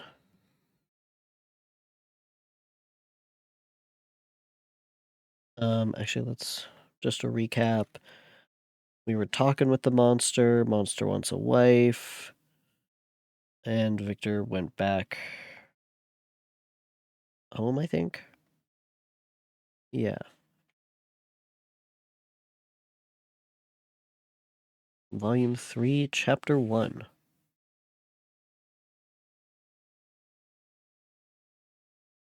Day after day, week after week, passed away in my return to Geneva, and I could not collect the courage to recommence my work. I feared the vengeance of the disappointed fiend, yet I was unable to overcome my repugnance to the task which was enjoyed me. I found that I could not compose a female without again devoting several months to profound study and laborious disquisition. I had heard of some discoveries having been made by an English philosopher, the knowledge of which was material to my success, and I sometimes thought of obtaining my father's consent to visit England for this purpose.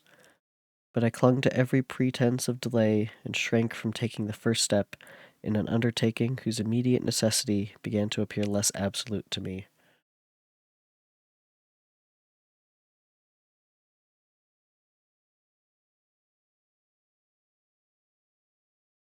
A change indeed had taken place in me. My health, which had hitherto declined, was now much restored, and my spirits, when unchecked by the memory of my unhappy promise, rose proportionably. My father saw this change with pleasure, and he turned his thoughts towards the best method of eradicating the remains of my melancholy, which every now and then would return by fits, and with a devouring blackness overcast the approaching sunshine. At these moments I took refuge in the most perfect solitude. I passed whole days in the lake alone in a little boat, watching the clouds and listening to the rippling of the waves, silent and listless.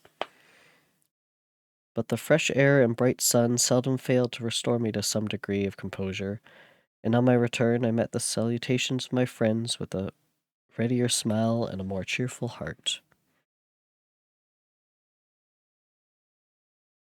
It was after my return from one of these rambles that my father, calling me aside, thus addressed me.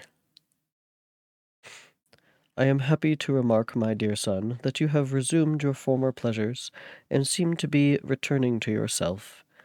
And yet you are still unhappy, and still avoid our society.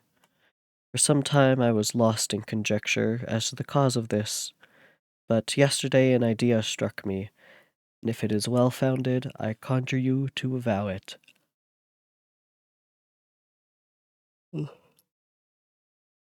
Reserve on such a point would be not only useless, but draw down terrible misery on us all.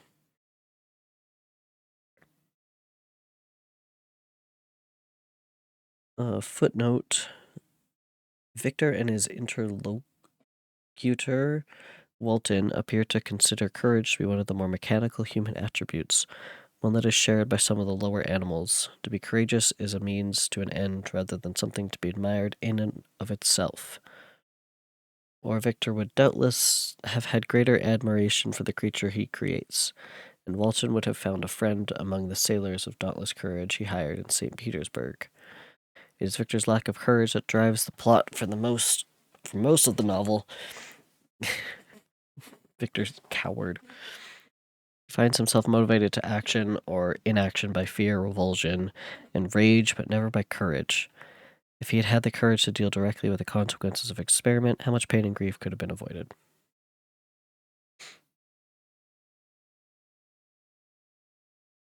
I trembled violently at his exordium, and my father continued, I confess, my son, that I have always looked forward to your marriage with our dear Elizabeth as the tie of our domestic comfort,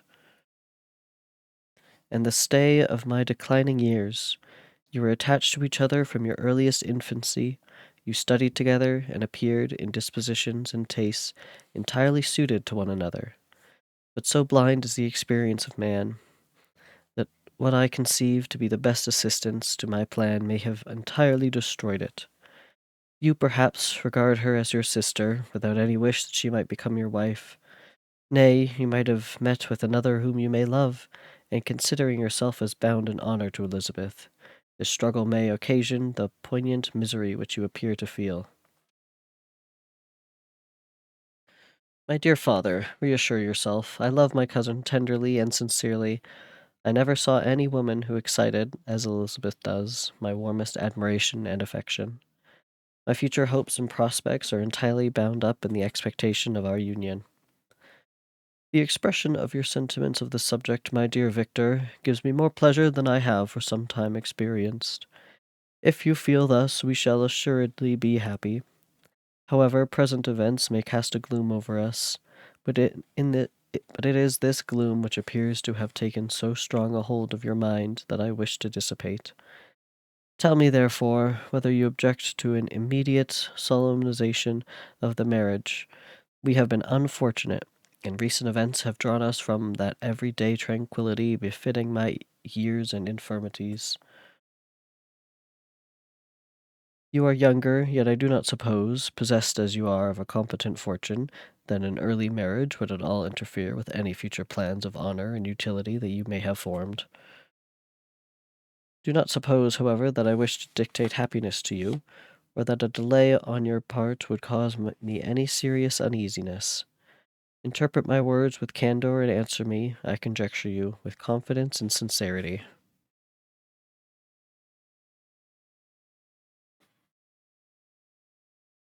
I listened to my father in silence and remained for some time incapable of offering any reply.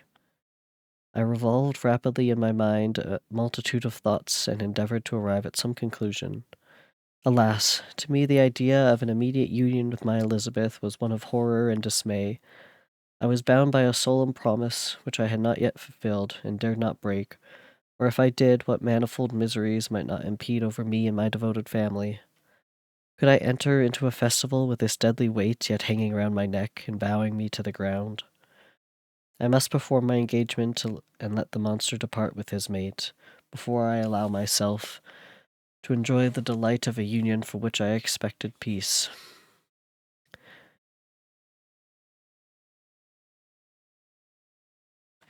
I remembered also the necessity imposed upon me of either journeying to England or entering into a long correspondence with those philosophers of that country, whose knowledge and discoveries were of indispensable use to me in my present undertaking.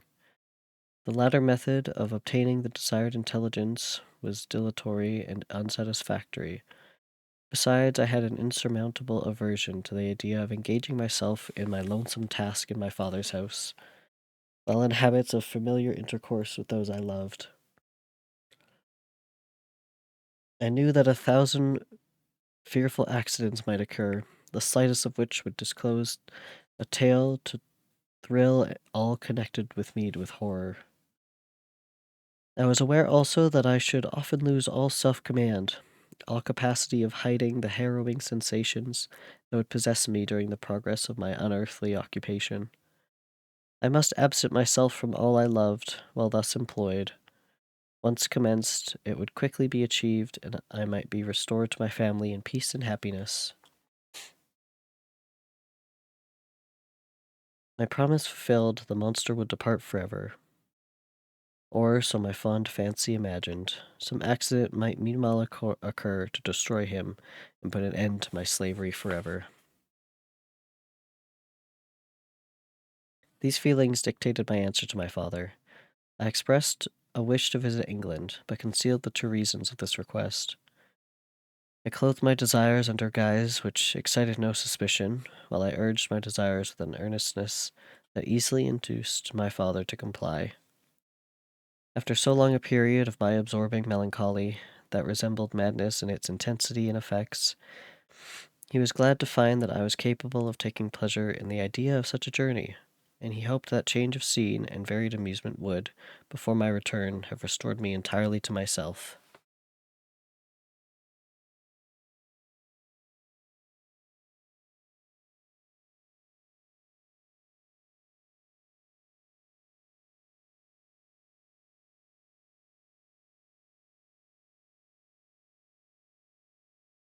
The PDF says, I expressed a wish to visit England, but concealed the true reasons of this request. I clothed my desires under the guise of wishing to travel and see the world before I sat down for life within the walls of my native town.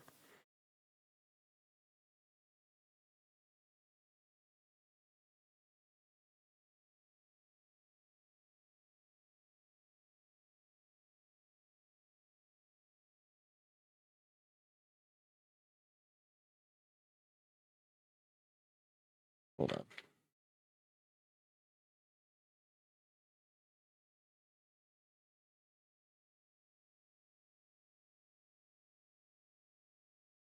Where the book and the PDF are different again now.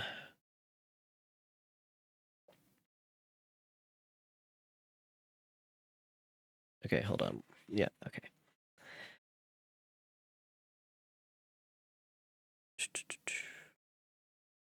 I urged my entreaty with earnestness, and my father was easily induced to comply, for a more indulgent and less dictatorial parent did not exist upon earth. Our plan was soon arranged. I should travel to Strasbourg, where Clerval would join me. Some short time would be spent in the towns of Holland, and our principal stay would be in England. We should return by France, and it was agreed that the tour should occupy the space of 2 years. Damn. My father pleased himself with the reflection that my union with Elizabeth should take place immediately on my return to Geneva. These 2 years, said he, will pass swiftly, and it will be the last delay that will oppose itself to your happiness. And indeed, I earnestly desire that period to arrive when we shall be united, and neither hopes or fears arise to disturb our domestic calm. I am content, I replied, with your arrangement. By that time we shall both have become wiser, and I hope happier than we are at present are. I sighed, but my father kindly forbade to question me further concerning the cause of my dejection. He hoped that new scenes and the amusement of traveling would restore my tranquillity.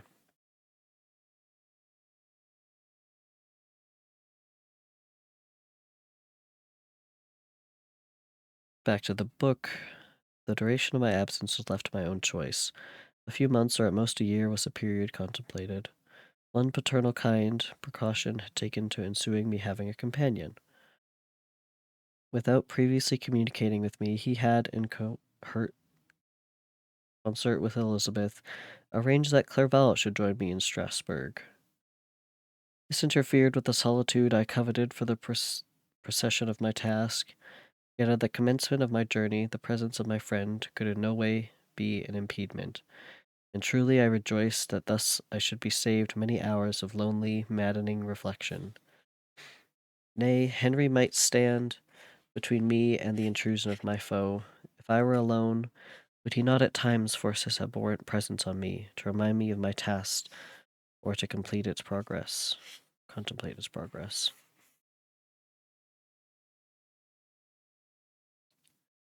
To England, therefore, I was bound, and it was understood that my union with Elizabeth should take place immediately on my return. My father's age rendered him extremely averse to delay. For myself, there is one reward I promise myself for my detested toils, one consolation for my unparalleled sufferings. It was the prospect of that day when, enfranchised from this miserable slavery, I might claim Elizabeth and forget the past in union with her.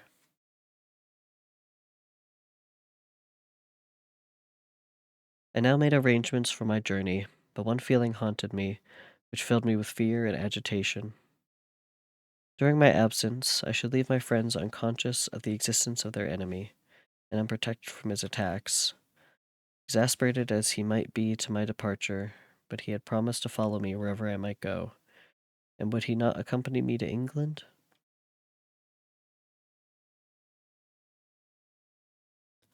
This imagination was dreadful in itself, but soothing, inasmuch as it supposed the safety of my friends.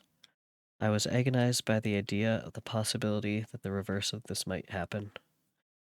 But through the whole period during which I was the slave of my creature, I allowed myself to be governed by the impulses of the moment, and my present sensations strongly intimidated.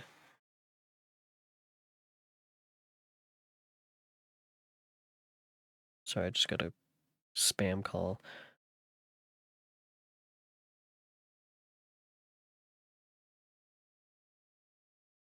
My present senses strongly intimidated that the fiend would follow me and exempt my family from the danger of his machinations.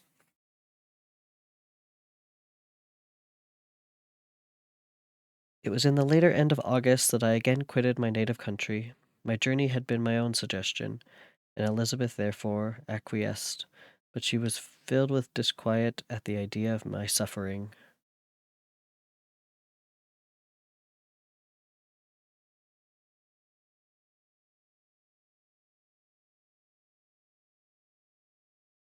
Away from her, the iron rods of misery and grief, it had been her care which provided me with a companion in Clerval, and yet a man is blind to 1,000 minute circumstances which call forth a woman's sedulous attention. She longed to bid me hasten my return. 1,000 conflicting emotions rendered her mute, as she bade me a tearful, silent farewell.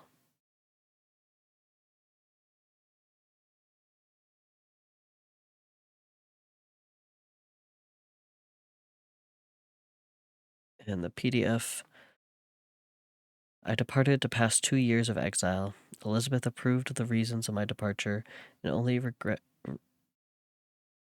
that she had not the same opportunities of enlarging her experience, cultivating her understanding. She wept, however, as she bade me farewell, and entranced me to return happy and tranquil.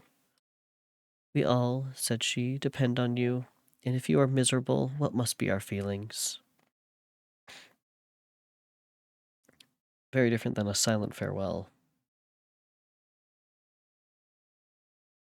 I threw myself into the carriage that was to convey me away, hardly knowing whither I was going and careless of what was passing around. I remembered only, and it was with bitter anguish that I reflected on it, to order that my chemical instruments should be packed to go with me. Filled with dreary imaginations, I passed through many beautiful and majestic scenes,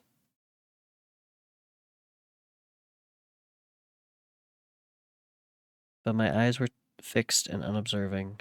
I could only think of the boon of my travels and the work which was to occupy me whilst they endured.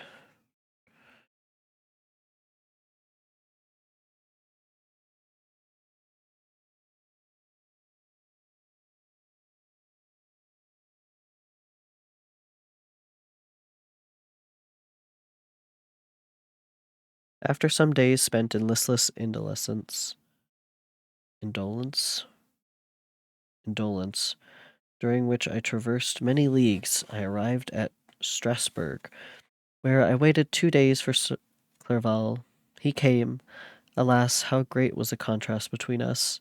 He was alive to every new scene, joyful when he saw the beauties of the setting sun, and more happy when he beheld its rise and recommencence of a new day. He pointed out to me the shifting colors of the landscape and the appearances of the sky. This is what it is to live, he cried.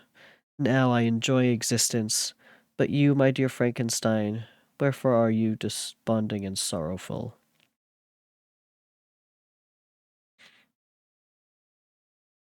In truth, I was occupied by gloomy thoughts, and neither saw the descent of the evening star, nor the golden sunrise reflected in the Rhine. Thanks for the follow, your local penguin.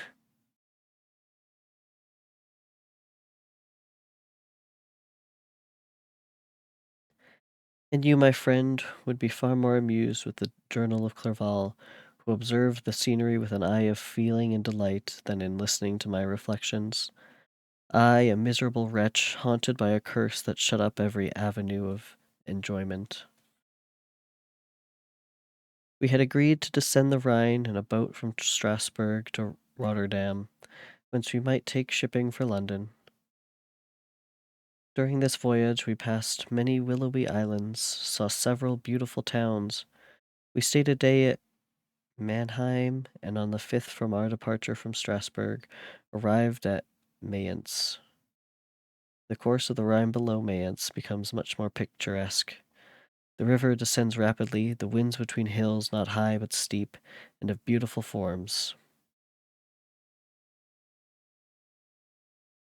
We saw many ruined castles standing on the edges of the precipices, surrounded by black woods, high and inaccessible. This part of the Rhine, indeed, presents a singularly variegated landscape. In one spot you view rugged hills, ruined castles overlooking tremendous precipices, and the dark Rhine rushing beneath, and on the sudden turn of the promontory, flourishing vineyards with green sloping banks and a meandering river and populous towns occupy the scene. We traveled at the time of the vintage and heard the song of the laborers as we glided down the street. Even I, depressed in mind, and my spirits continually agitated by gloomy feelings. Even I was unpleased, or was pleased. I lay at the bottom of the boat, and as I gazed on the cloudless blue sky, I seemed to drink in a tranquillity to which I had long been a stranger.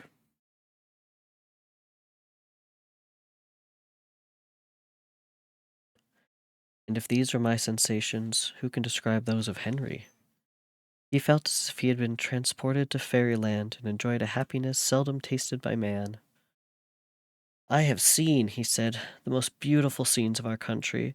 I have visited the lakes of Lucerne and Uri, where the snowy mountains descend almost perpendicular to the water, casting black and impenetrable shades, which would cause a gloomy and mournful appearance were it not for the most verdant islands that relieve the eye by their gay appearance. I have seen this lake agitated by a tempest, when the wind tore up the whirlwinds of water, and gave you an idea of what the waterspout must be on a great ocean. The waves dashed with fury the base of the mountain, where the priest and his mistress were overwhelmed by an avalanche, and where their dying voices are still said to be heard amid the pauses of the nightly wind. I have seen the mountains of La Valais and the Pays du Vaud, but this country, Victor, pleases me more than all these wonders.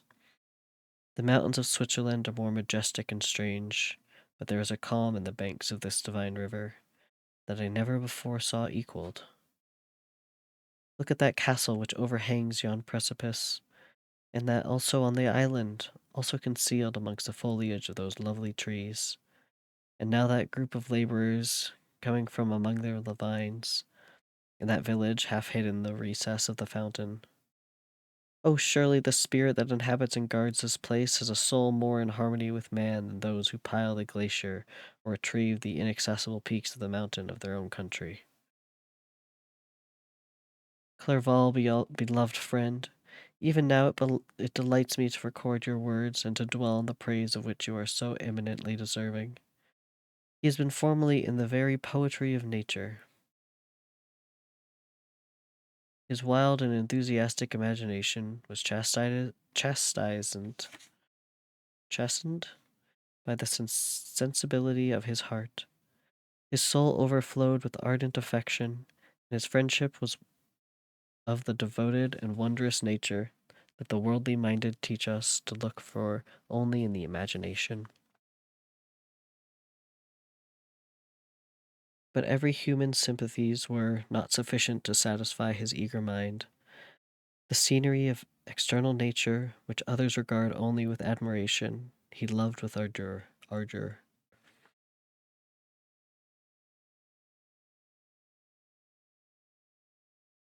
The sounding cataract haunted him like a passion, the tall rock, the mountain, and the deep and gloomy wood. Their clothes and their forms were then to him an appetite, a feeling, and a love that had no need of a remote motor charm, by thought supplied, or an interest unborrowed from the eye.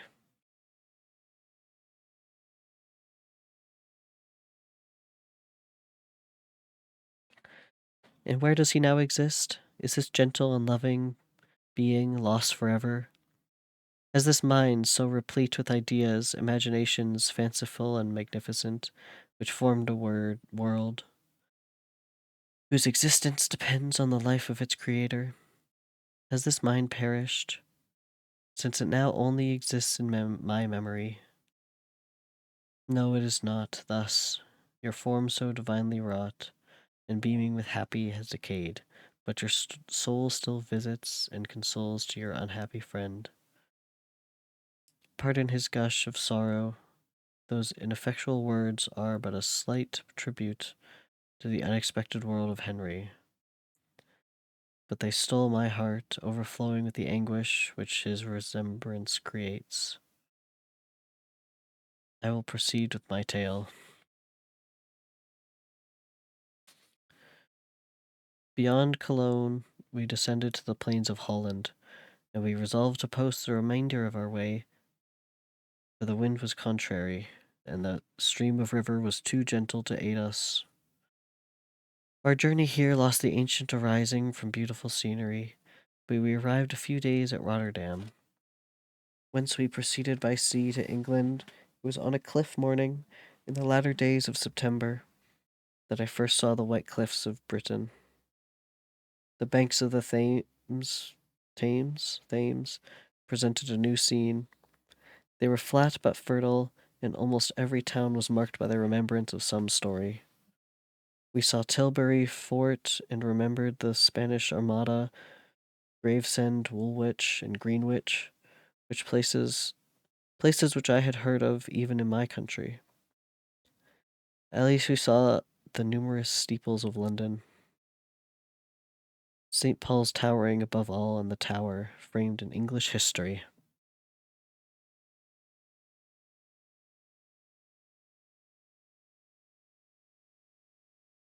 Hold on.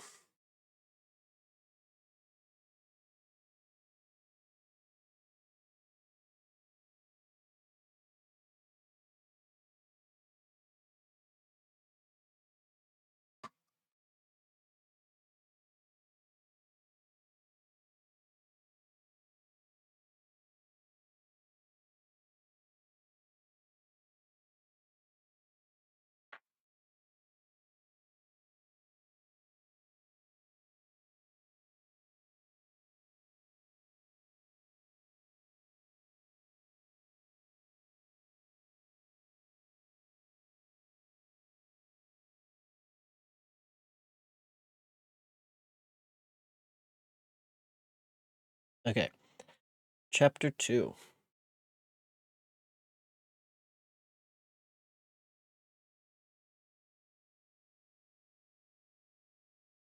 London was our present point of rest. We determined to remain several months in this wonderful and celebrated city. Clerval desired the intercourse of the men of genius and talent who flourished at this time. What? But this was with me a secondary object. I was principally occupied with the means of obtaining the information necessary for the completion of my promise, and quickly availed myself to the letters of introduction that I had brought with me, addressed to the most distinguished natural philosopher. If this journey had taken place during my days of study and happiness, it would have afforded me inexpressible pleasure. but a blight had come over my existence, and I only visited these people for the sake of the information they might give me on the subject in which my interest was so terribly profound. Company was irksome to me when alone. I could fill my mind with the sights of heaven and earth. The voice of Henry soothed me, and I could thus cheat myself into a transitory peace. But busy, uninteresting, joyous faces brought back despair to my heart. I saw an insurmountable barrier placed between me and my fellow men. This barrier was sealed with the blood of William and Justine, and to reflect on the events connected with those names filled my soul with anguish.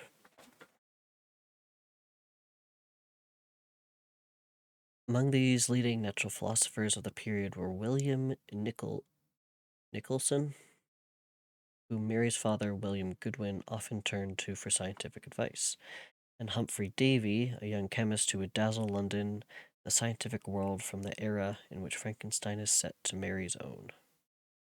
Davy was a frequent guest at the Goodwin house during Mary's childhood, was part of an important ongoing conversation with Goodwin and the poet Samuel Taylor Coleridge about the relationship between science, creativity, and poetry.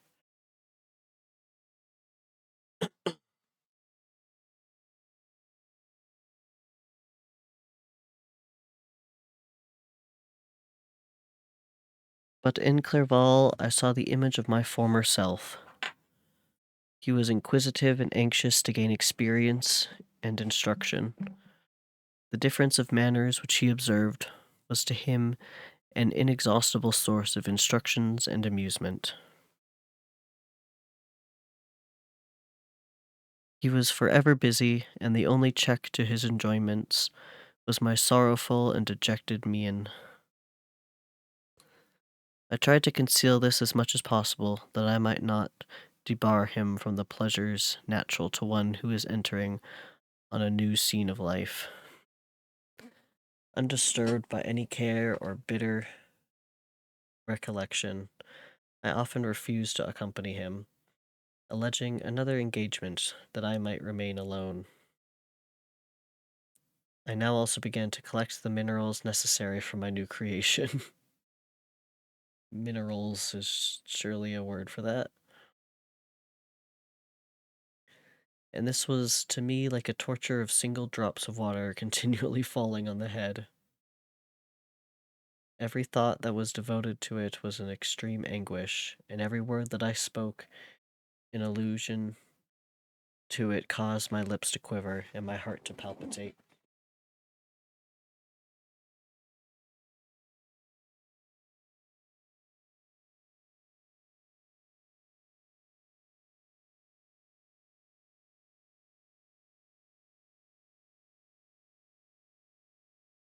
After passing some months in London, we received a letter from a person in Scotland who had formerly been our visitor at Geneva. He mentioned the beauties of his native country and asked us if those were not sufficient allurements to induce us to prolong our journey as far north as Perth, where he resided. Clerval eagerly desired to accept this invitation, and I, although I abhorred society, wished to view again mountains and streams and all the wondrous works in which nature adorns her chosen dwelling places. Where is he? He's finding body parts again, right? For his female creature.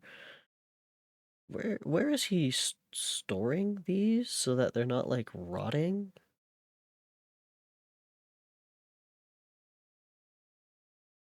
Doesn't make any sense.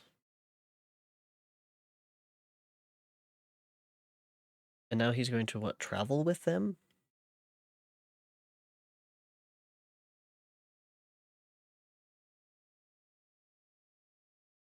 I don't know.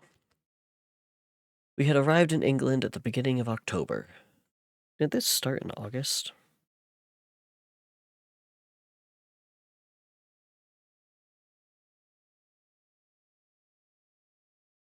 I don't know. And it was now February. We accordingly determined to commence our journey towards the north at the expiration of another month. In this expedition, we did not intend to follow the Great Road to Edinburgh, but to visit Windsor, Oxford, Matlock, and the Cumberland Lakes, resolving to arrive at the completion of this tour about the end of July. I packed up my chemical instruments and the materials I had collected, resolving to finish my labors in some obscure nook in the northern highlands of Scotland. Just packed up my chemical instruments and materials. We quitted London on the 27th of March and remained a few days at Windsor, rambling in its beautiful forest. This was a new scene to us mountaineers. The majestic oaks and the quantity of game and the herds of stately deer were all novelties to us. From thence we proceeded to Oxford. As we entered this city, our minds were filled with the remembrance of the events that had been transacted there more than a century and a half before.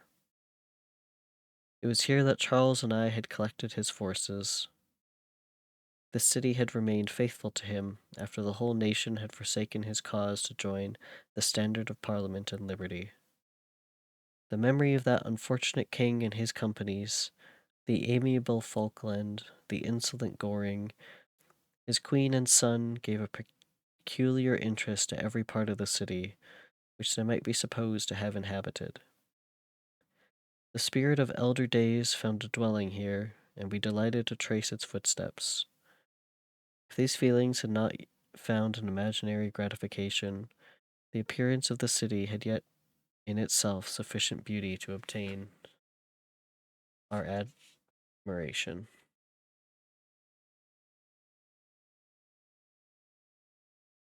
The colleges are ancient and picturesque, the streets are almost magnificent, and the lovely Isis which flows beside it through meadows of exquisite verdure is spread forth into a placid expanse of waters, which reflects its majestic assemblage of towers, spires, and domes embosomed among aged trees. I enjoyed this scene, and yet my enjoyment was embittered both with the memory of the past and the anticipation of the future. I was formed for peaceful happiness. During my youthful days, discontent never visited my mind, and if I was ever overcome by ennui, the sight of what is beautiful in nature, or the study of what is excellent and sublime in the productions of man, could always interest my heart and communicate elasticity to my spirits. But I am a blasted tree, the bolt has entered my soul, and I felt that I should survive to exhibit what I shall soon cease to be, a miserable spectacle of wrecked humanity, pitiable, pitiable to others and intolerable to myself.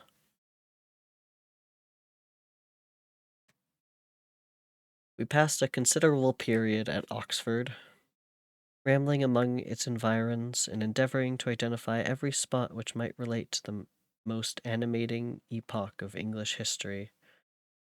Our little voyages of discovery were often prolonged by the successive objects that presented themselves.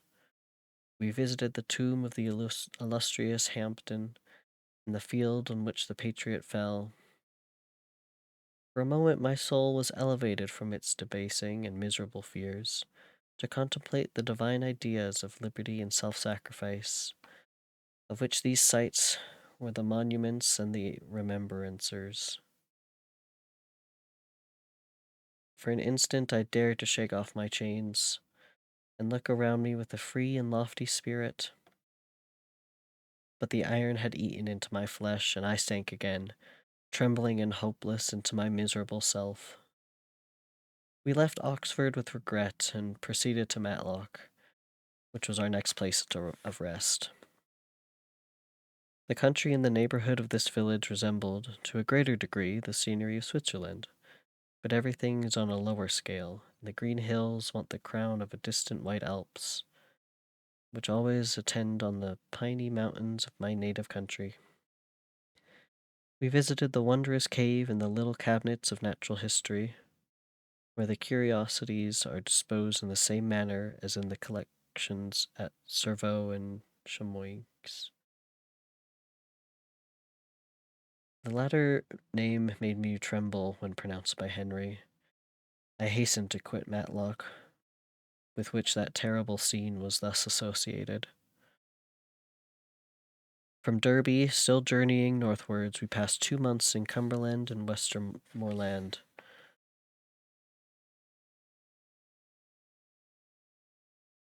I could now almost fancy myself among the Swiss mountains. The little patches of snow which yet lingered on the northern sides of the mountains, the lakes and the dashing of the rocky streams, were all familiar and dear sights to me. Here also we made some acquaintances, who also contrived to cheat me into happiness. The delight of Clerval was proportionably greater than mine.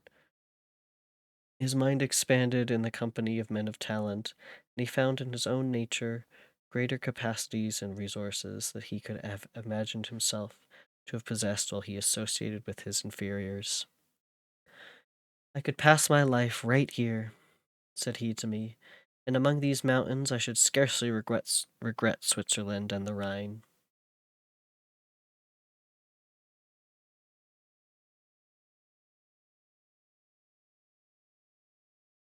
But he found that a traveler's life is one that includes much pain amidst its enjoyments. His feelings are forever on the stretch, and when he begins to sink into repose, he finds himself obligated to quit that on he rests in pleasure for something new, which again engages his attention, and which also he forsakes for other novelties. We had scarcely visited various lakes of Cumberland and Westmoreland,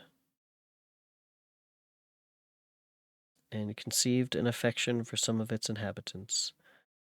When the period of our appointment with our Scottish friend approached, and we left them to travel on, for my own part, I was not sorry. I had now neglected my promise for some time, and I feared the effects of the demon's disappointment.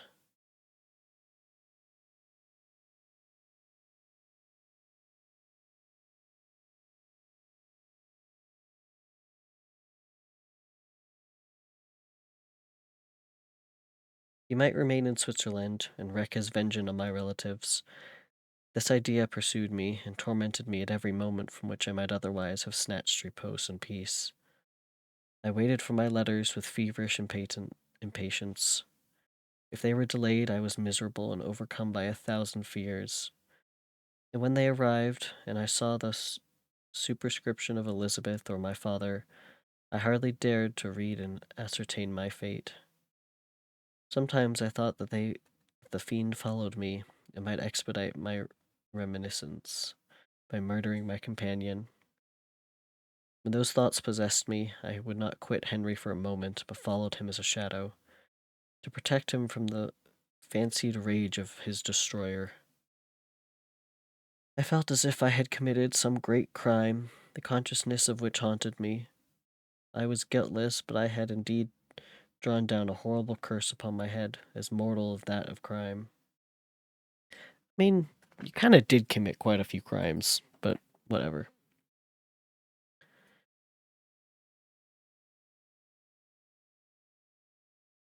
His conscience haunts him for the crime he feels he has committed, but he confesses his innocence, an ironic juxtaposition with Justine's untruthful confession of guilt. In part, this passage expresses the difficulty of concisive serving as a reliable guide. Do feelings serve as a better source of moral discernment?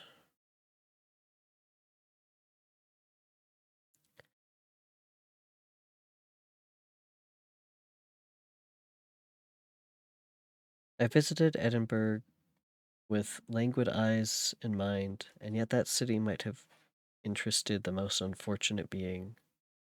Clerval did not like it so well as Oxford, for the antiquity of the latter city was more pleasing to him.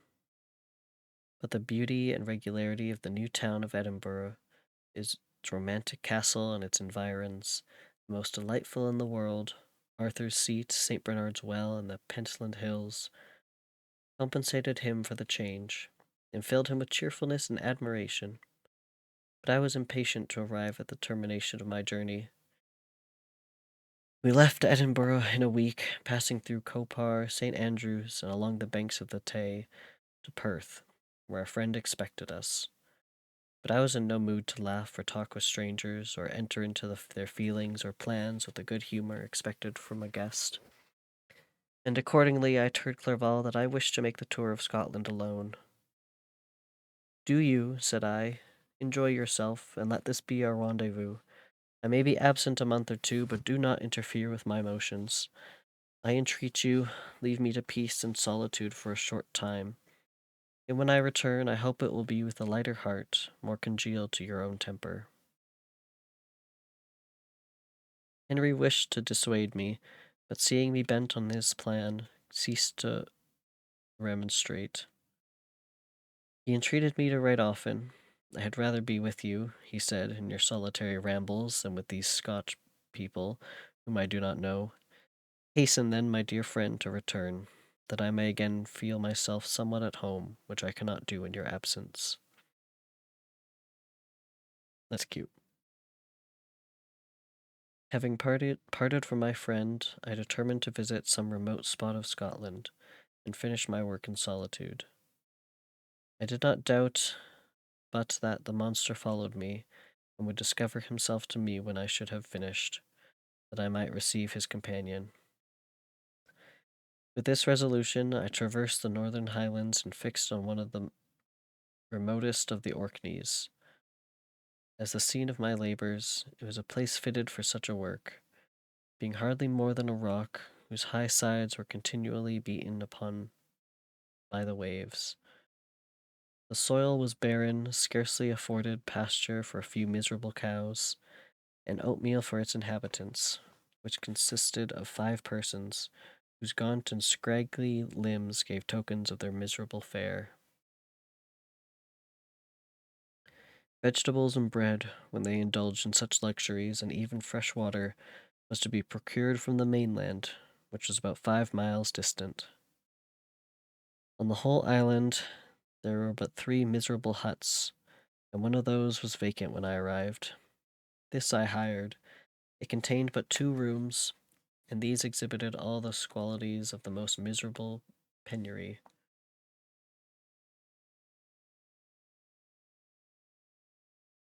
The thatch had fallen in, the walls were unplastered, and the door was off its hinges.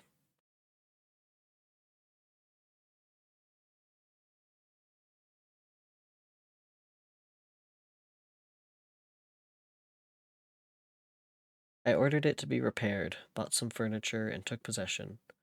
An incident which would, doubtless, have occasioned some surprise had not all the scenes of the cottagers been benumbered by want and squalid poverty. As it was, I lived ungazed and at unmolested, hardly thanked for the pittance of food and clothes, which I gave. So much does suffering blunt even the poorest sensation of man. In this retreat, I devoted the morning to labor, but in the evening, when the weather permitted, I walked to the stony beach of the sea and listened to the waves as they roared and dashed at my feet. It was a monotonous yet ever-changing scene. I thought of Switzerland. It was far different from this desolate and appalling landscape. Its hills are covered with veins, and its cottages are scattered thickly in the plains. Its fair lakes reflect a blue and gentle sky, and when troubled by the winds, their tumult is but as the play of a lively infant when compared to the roarings of the giant ocean. In this manner I distributed my occupations when I first arrived, but as I proceeded in my labor, it became every day more horrible and irksome to me. Sometimes I could not prevail on myself to enter my laboratory for several days, and at other times I toiled day and night in order to complete my work. It was indeed a filthy process in which I was engaged. During my first experiment, a kind of enthusiastic frenzy had blinded me to the horror of my own of my labor, and my eyes shut to the horror of my proceedings. But now I went into it in cold blood, and my heart often sickened at the work of my hands.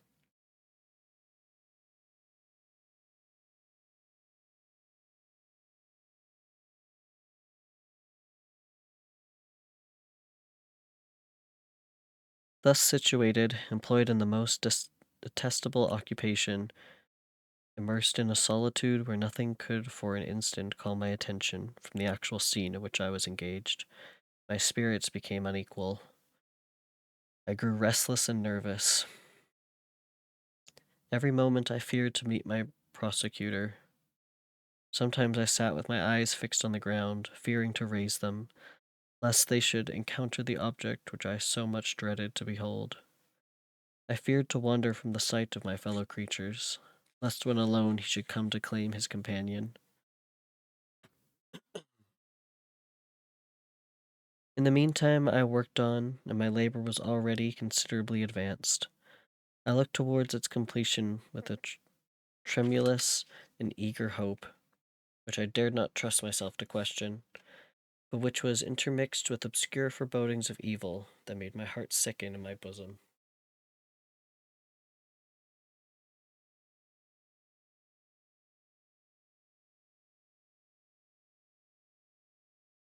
Oh, hey, Zircon. Uh, do I still have the results? I don't think I do. Uh, I think it was good. I think I got like 60 out of 100.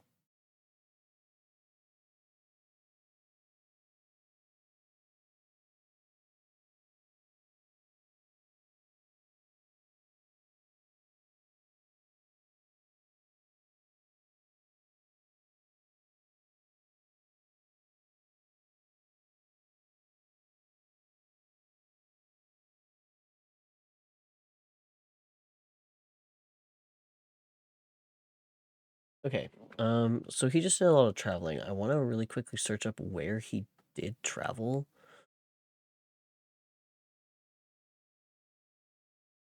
Frankenstein map. Maybe this.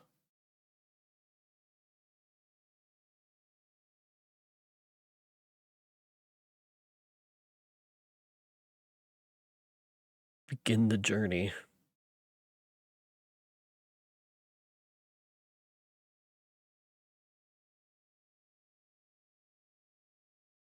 Okay, well, this doesn't really.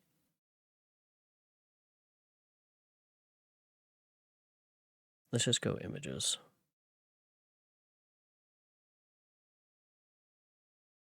Oh, God. This also does not help me. What is this image?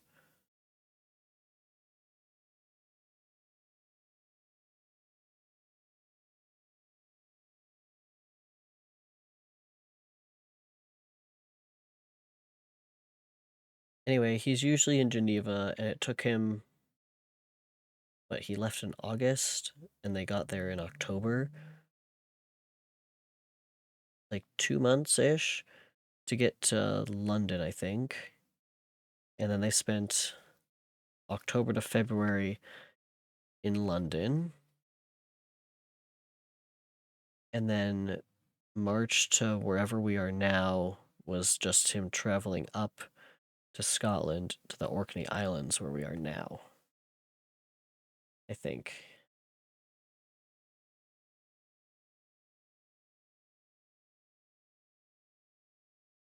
Where did he go to?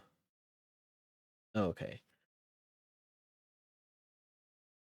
And pretty close to Geneva is where he went to the mountains a little bit ago to find the monster.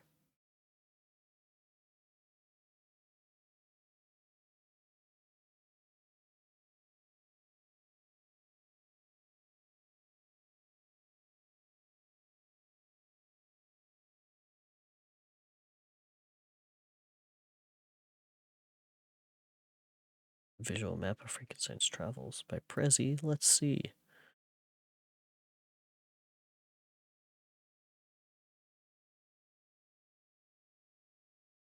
Okay, so he was born there, and then This is where they meet up with Elizabeth. And then there's a lot going on in Geneva. That's funny. All right, and then he moves to Ingolstadt. Okay. I mean, yeah, but it's just kind of funny to see. And then right outside the city of Geneva, back to Geneva. Blah, blah, blah, blah. They go to Bellerive.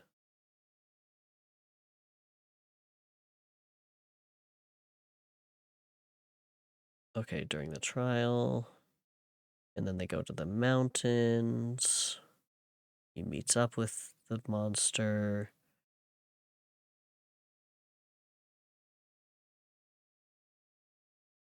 And he lives over there. And then he goes back to Geneva. And then he goes to London. Okay, this is what we just read. And then to Perth. And now we're at the Orkney Islands. Just a visual for everyone.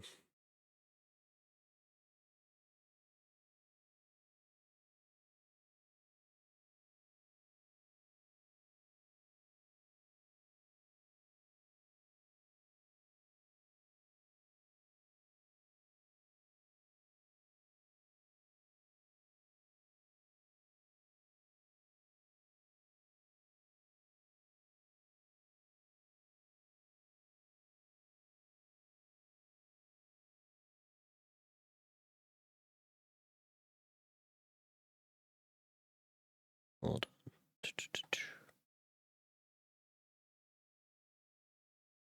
Okay. Chapter 3.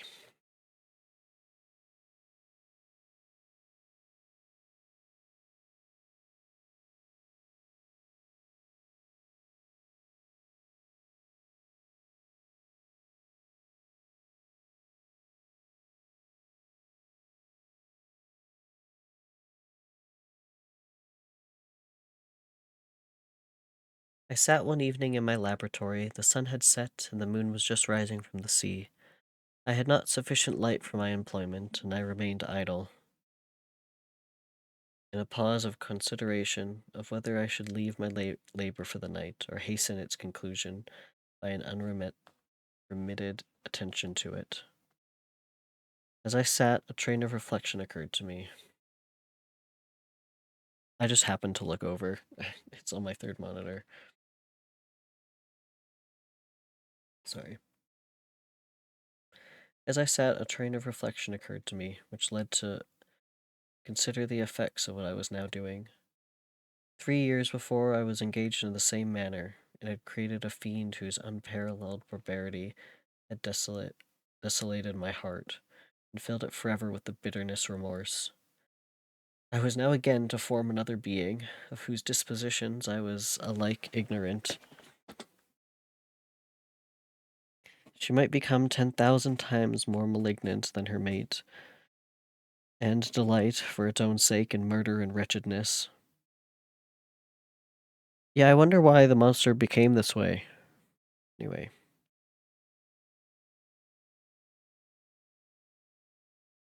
He had sworn to quit the neighborhood of man and hide himself in deserts, but she had not, and she, who in all probability was to become a thinking and reasoning animal, might refuse to comply with a compact made before her creation. They might even hate each other, the creature who already lived loathed in his own deformity, and might he not conceive a greater abhorrence for it when it came before his eyes in the female form?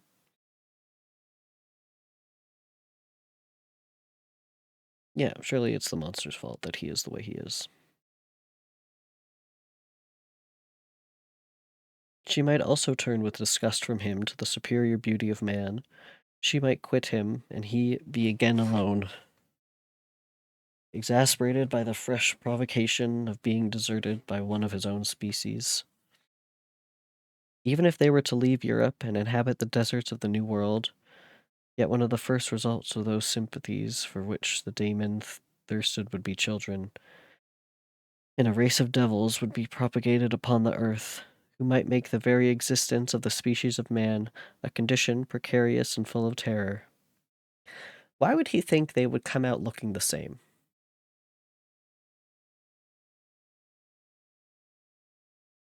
Just a question.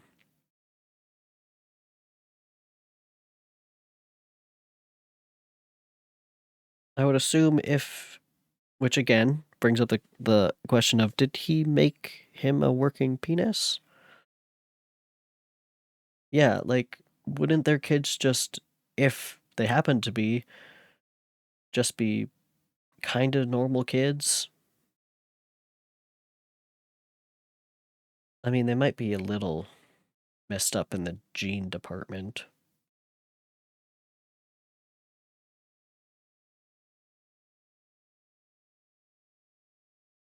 That's true, but like,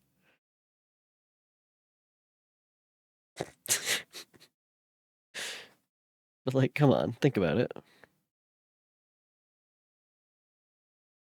The kid's not gonna come out with like stitches. Whatever womb you put in the female one is not going to stitch together a creature.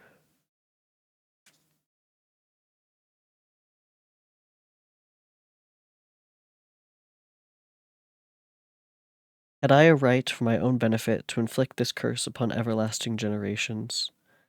I had before been moved by the sophisms of the being I had created. I had been struck by senseless by this fiendish threats. But now, for the first time, the wickedness of my promise burst upon me. I shudder to think that future ages might curse me as their past, whose selfishness had not hesitated to buy its own peace at the price, perhaps, of the existence of the whole human race. Yeah, it's just like that, Zircon.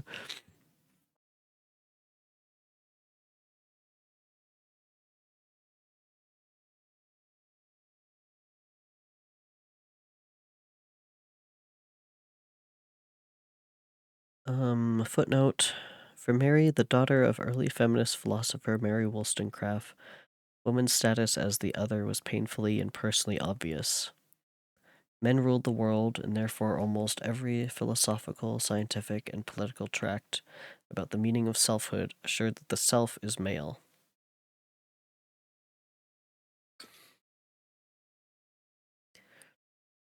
Women's experiences were considered at best irrelevant and at worst monstrous. It is therefore delightfully sneaky that Mary has figured out a way to turn the female perspective into something more relatable than the male.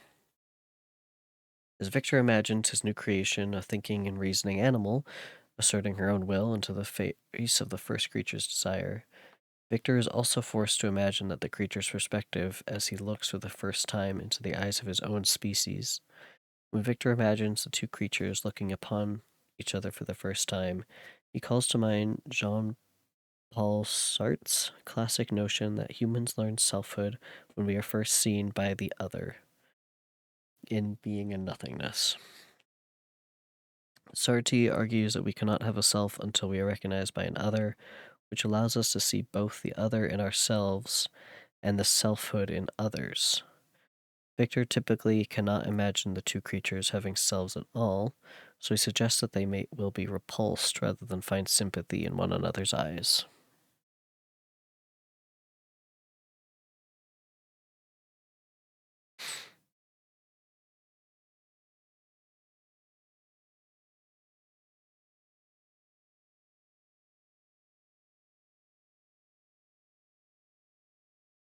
Where was I?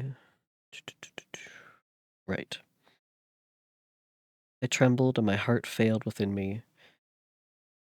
When, on looking up, I saw by the light of the moon the demon at the casement. A ghastly grin wrinkled his lips as he gazed on me, where I sat fulfilling the task which he had allotted to me. Yes, he had followed me in my travels. He had loitered in forests, hid himself in caves, or taken refuge in wide and desert heaths. and he now came to mark my progress and claim the fulfillment of my promise. As I looked on him, his countenance expressed the utmost extent of malice and treachery. I thought with a sensation of madness on my promise of creating another like him, and trembling with passion, tore to pieces the thing on which I was engaged. The wretch saw me destroy the creature on whose future existence he depended for happiness, and with a howl of devilish despair and revenge withdrew. I left the room and, locking the door, made a solemn vow in my own heart to never resume my labors.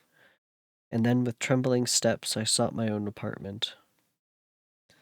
I was alone, none were near me to dissipate the gloom and relieve me from the sickening oppression of the most terrible of years.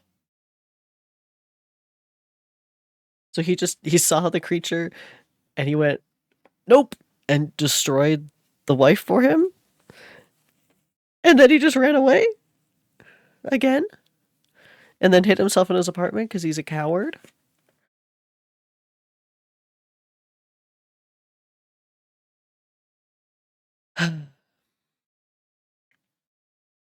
Several hours passed, and I remained near my window, gazing on the sea. It was almost motionless. The winds were hushed, and all nature reposed under the eye of the quiet moon.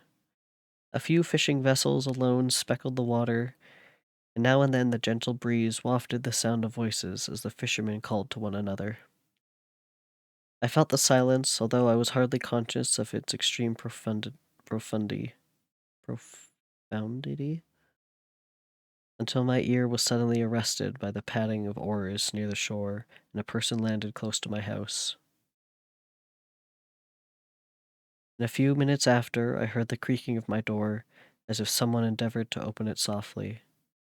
I trembled from head to foot. I felt a presentiment of who it was, and wished to rouse one of the peasants who dwelt in a cottage not far from mine. But I was overcome by the sensation of helplessness, so often felt in frightful dreams when you in vain endeavored to fly from an impending danger, and was rooted to the spot.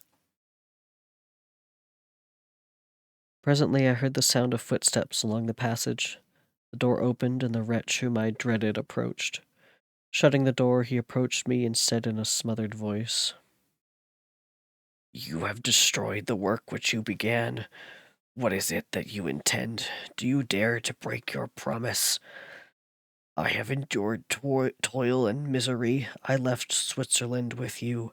I crept along the shores of the Rhine, among its willow islands and over the summits of its hills.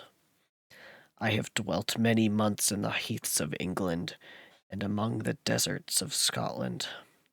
I have endured incalculable fatigue and cold and hunger. Do you dare destroy my hopes? Begone! I do not break my promise. Never will I do break my promise. Never will I create another like yourself, equal in deformity and wickedness."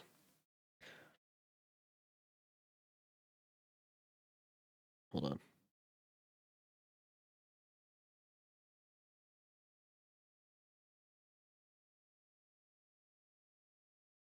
The next sentence, I cannot tell who is saying it.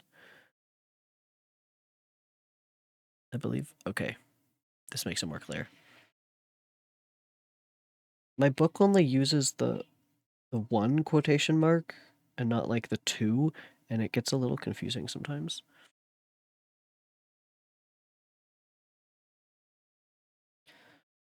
"Slave, I have reasoned with you, but you have proved yourself unworthy of my condescension. Remember that I have power.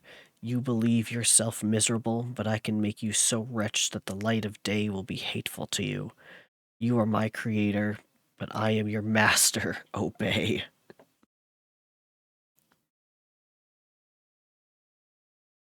"The hour of my weakness is past, and the period of your power is arrived. Your threats cannot move me to do an act of wickedness, but they confirm me in resolution of not creating you a companion in vice. Shall I, in cold blood, set loose upon the earth a demon, whose delight is in death and wretchedness? Begone! I am firm, and your words will only exasperate my rage." The monster saw my determination in my face and gnashed his teeth in the impotence of anger. Shall each man, cried he, find a wife for his bosom, and each beast have his mate, and I be alone?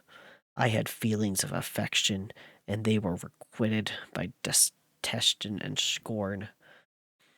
Man, you may hate, but beware. Your hours will pass in dread and misery, and soon the bolt will fall which must ravish from your happiness forever. Are you to be happy while I grovel in the intensity of my wretchedness? You can blast my other passions, but revenge remains. Revenge, henceforth, dearer than light or food. I may die, but first you, my tyrant and tormentor, shall curse the sun that gazes on your misery. You missed the bird quizzes, Spring. It'll be in the VOD, though.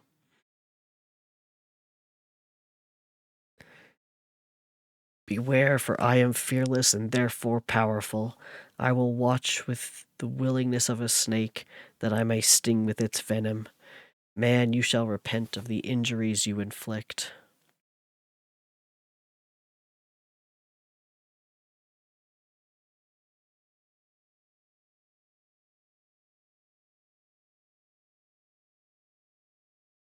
Footnote.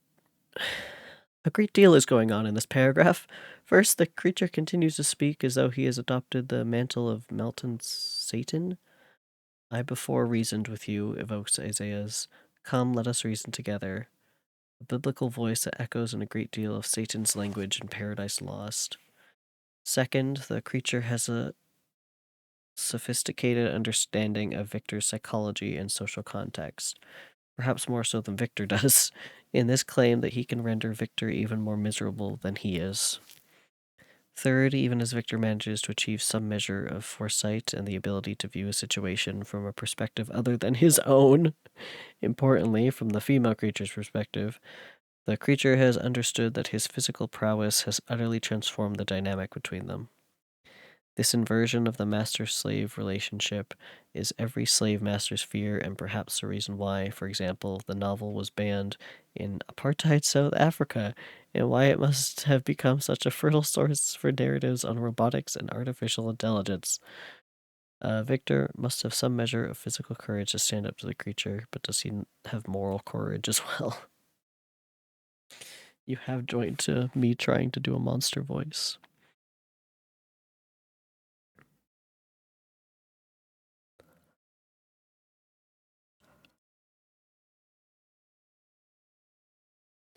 Devil, cease, and do not poison the air with which those sounds of malice.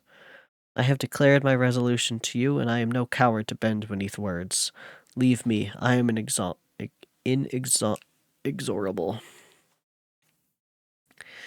It is well I go, but remember, I shall be with you on your wedding night. Jeez. I started forward and exclaimed, Villain! You must bounce on it.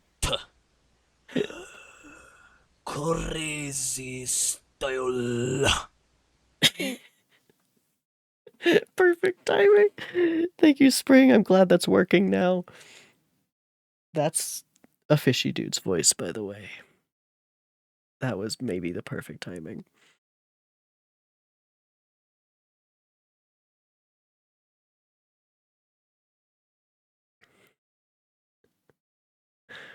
Villain, before you sign my death warrant, be sure that you are yourself safe. I would have seized him, but he eluded me and quitted the house with precipitation.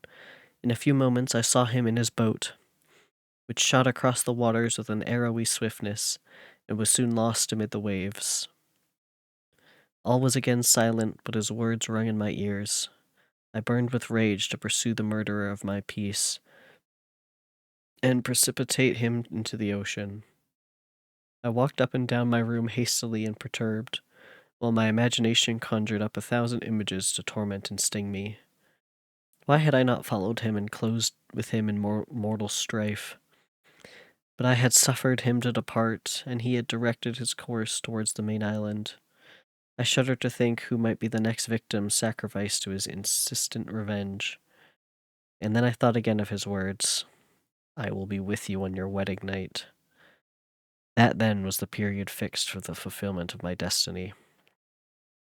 In that hour I should die, and at once satisfy and extinguish his malice. The prospect did not move me to fear, yet when I thought of my beloved Elizabeth, of her tears and endless sorrow when she should find her lover so barbarously snatched from her, tears, the first I had shed for many months, streamed from my eyes, and I resolved not to fall before my enemy without a bitter struggle.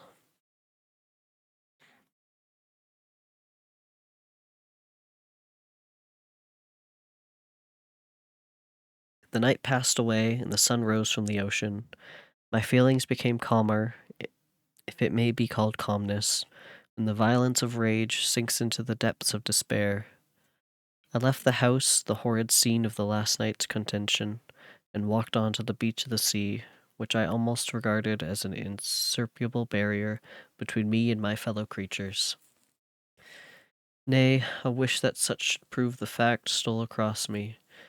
I desired that I might pass my life on that barren rock, wearily it is true, but uninterrupted by any sudden shock of misery. If I returned, it was to be sacrificed, or to see those who I most loved die under the grasp of a demon who I had myself created. I walked about the isle like a restless spectre, separated from all it loved, and miserable in the separation. When it became noon and the sun rose higher, I lay down on the grass and was overpowered by a deep sleep. Just gonna take a nap. I had been awake the whole of the preceding night. My nerves were agitated and my eyes inflamed by watching and misery.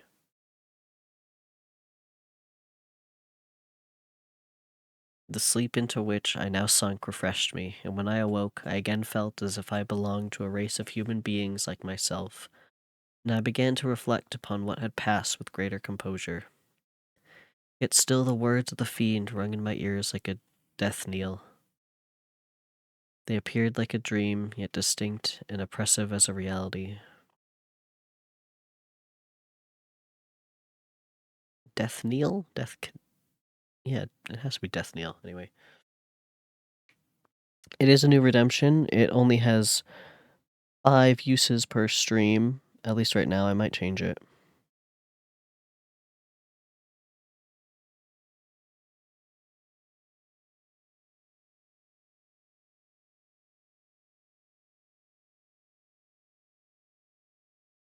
Let me look at this clip. With you on your wedding night.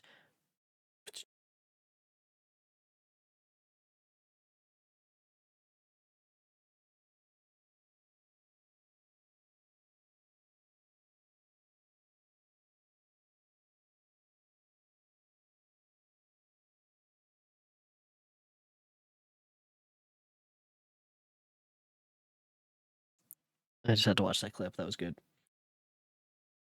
The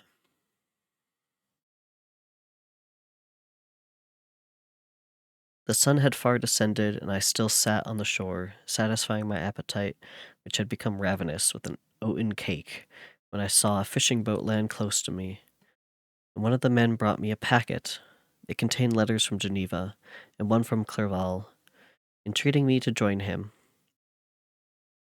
He said that nearly a year had elapsed since we had quitted Switzerland, and France as yet unvisited.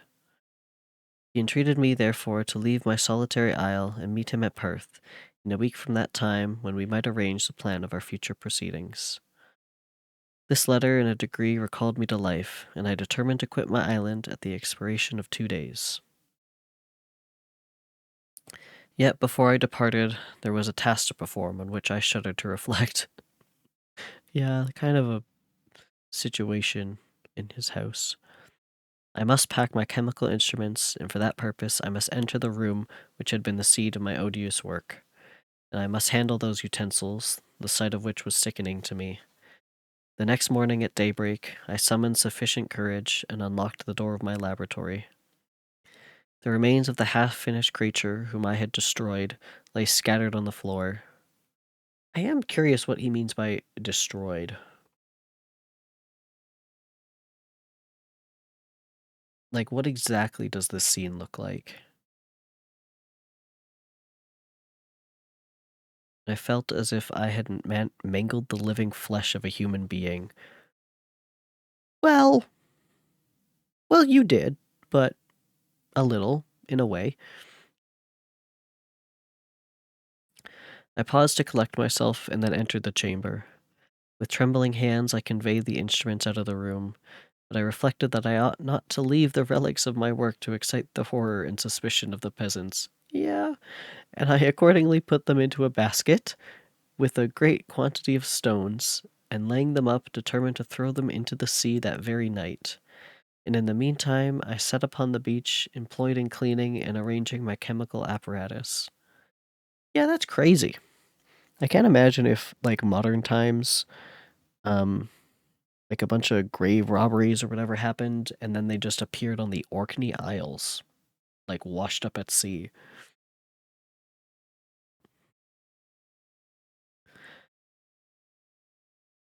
Nothing could be more complete than the alteration that had taken place in my feelings since the night of the appearance of the demon. I had before regarded my promise with a gloomy despair, as a thing that, with whatever consequences, must be fulfilled. But I now felt as if a film had been taken from before my eyes, and that I, for the first time, saw clarity.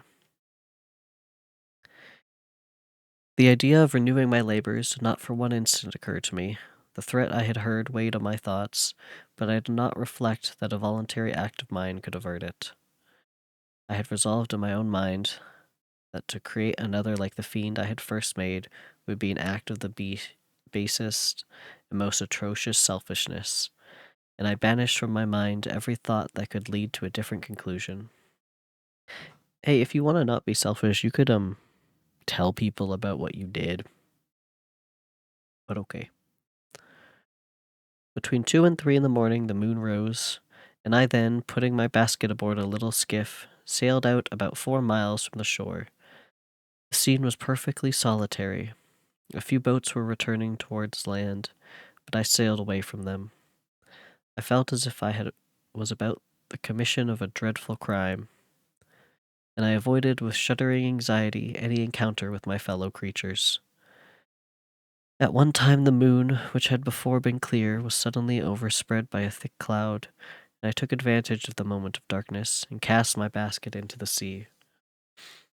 I listened to the gurgling sound as it sunk, and then sailed away from the spot. The sky became clouded, but the air was pure, although chilled by the northeast breeze that was then rising.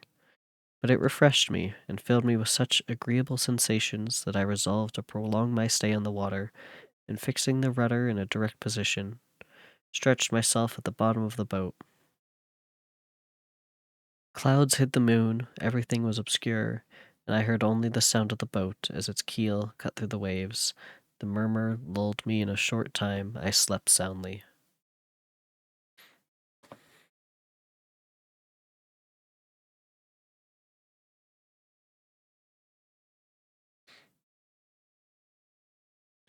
I do not know how long I remained in this situation, but when I awoke I found that the sun had already mounted considerably. The wind was high and the waves continually threatened the safety of my little skiff. I found that the wind was northeast and must have driven me far from the coast from which I had embarked. I had endeavored to change my course, but quickly found that if I again made the attempt, the boat would be instantly filled with water. Thus situated, my only resource was to drive before the wind. I confess that I felt a few sensations of terror. I had no compass with me, and was so little acquainted with the geography of this part of the world that the sun was a little benefit to me. I might be driven into the wide Atlantic and feel all the tortures of starvation, or be swallowed up in the immensible waters that roared and buffeted toward me. I had already been out many hours, and felt the torment of a burning thirst, a prelude to my other sufferings. I looked on the heavens, which were covered by clouds that flew before the wind, only to replaced by others. I looked upon the sea, it was to be my grave. Fiend, I exclaimed, your task is already fulfilled. I thought of Elizabeth, of my father, and of Clerval, and sunk into a reverie, so despairing and frightful that even now, when the scene is on the point of closing before me forever, I shudder to reflect it. Some hours passed thus, by degrees, as the sun declined towards the horizon. The wind died away into a gentle breeze, and the sea became free from breakers. But these gave place to a heavy swell. I felt sick and hardly able to hold the rudder, when suddenly I saw a line of high land towards the south. Almost spent as I was by fatigue and the dreadful suspense I endured for several hours, this sudden certainty of life rushed like a flood of warm joy to my heart, and tears gashed from my eyes. Tapir! Did you guys hear that one? I didn't.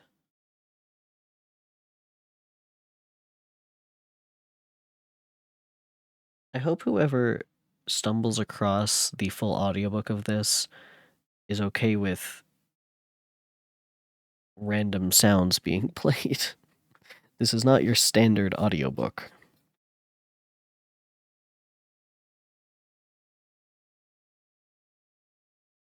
That is the other new one that I have added. It's a tapir. As in,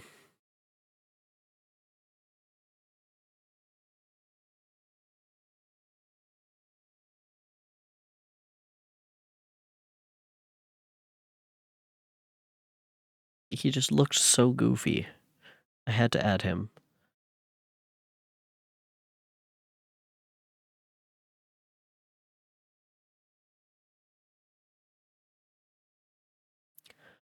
Almost spent as I was by fatigue and the dreadful suspense I endured for several hours, this sudden certainty of life rushed like a flood of warm joy to my heart, and tears gushed from my eyes. How mutable are our feelings, and how strange is it that clinging love we have of life, even in the excess of misery.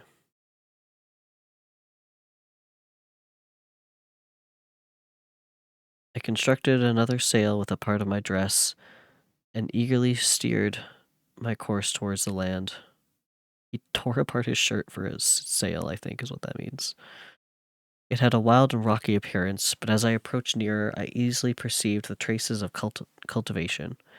I saw vessels near the shore and found myself suddenly transported back to the neighborhood of civilized man.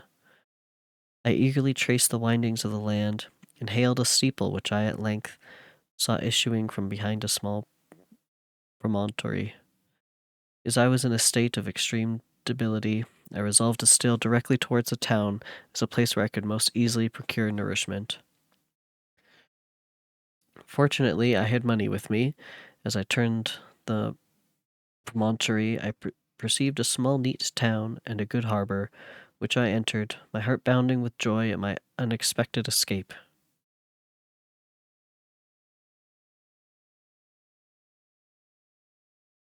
That that would be fucked up.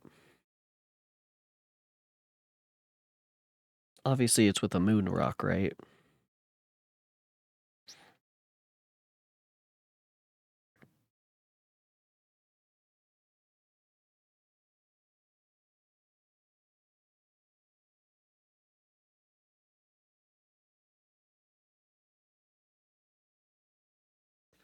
As I was occupied in fixing the boat and arranging the sails, several people crowded towards the spot.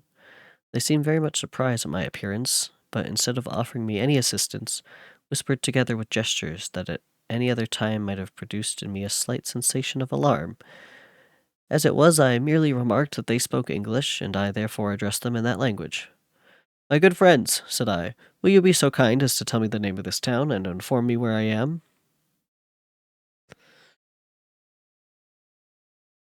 Imagine if one guy killed another guy with a rock on the moon, but it wasn't a moon rock. Would that be fucked up?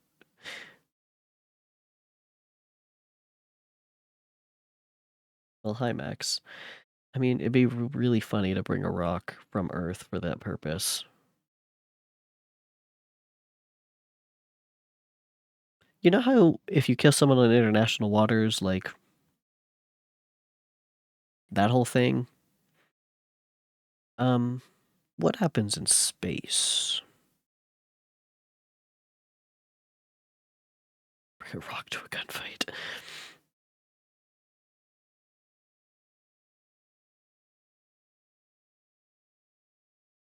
Like, if someone dies in space, like if someone kills someone in space or does any crime, what country do they get tried in?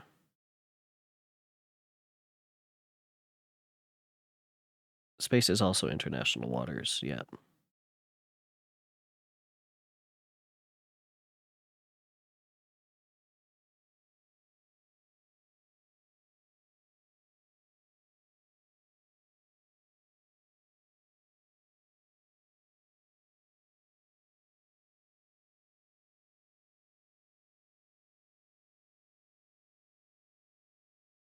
Anyway,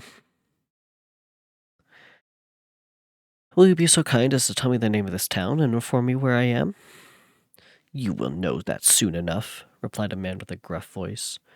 Maybe you are come to a place that will not prove much to your taste, but you will not be consulted as to your quarters, I promise you. I was exceedingly surprised on receiving so rude an answer from a stranger, but I was also disconcerted on perceiving the frowning and angry countenances of his companions. Why do you answer me so roughly? I replied. Surely it is not the custom of Englishmen to receive strangers so inhospitably.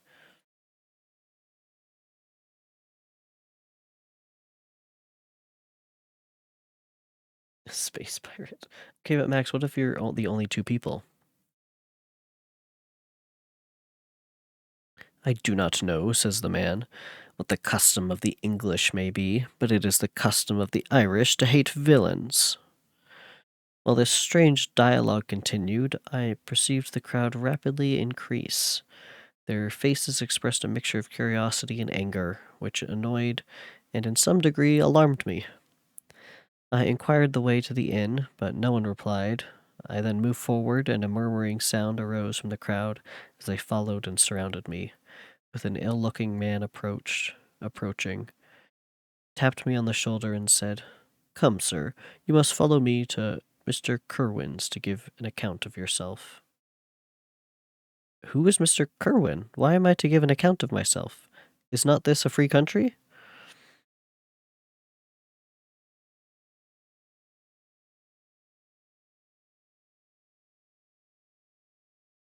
If we kill Elon Musk in space, what would happen?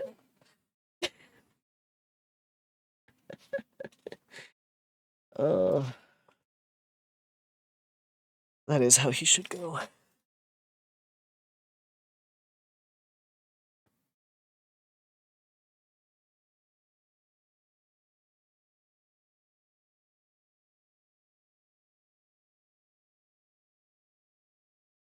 Yeah, I think he should remain up there.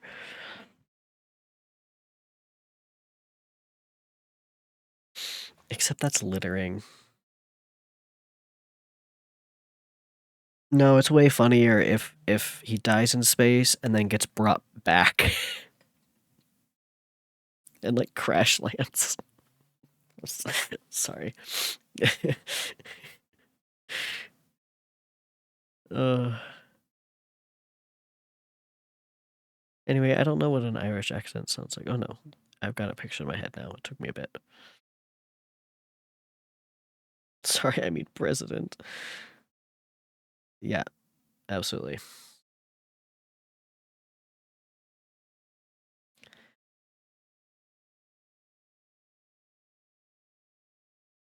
I'm pretty sure he already wants to own space. He's looking at it like, what's the price tag?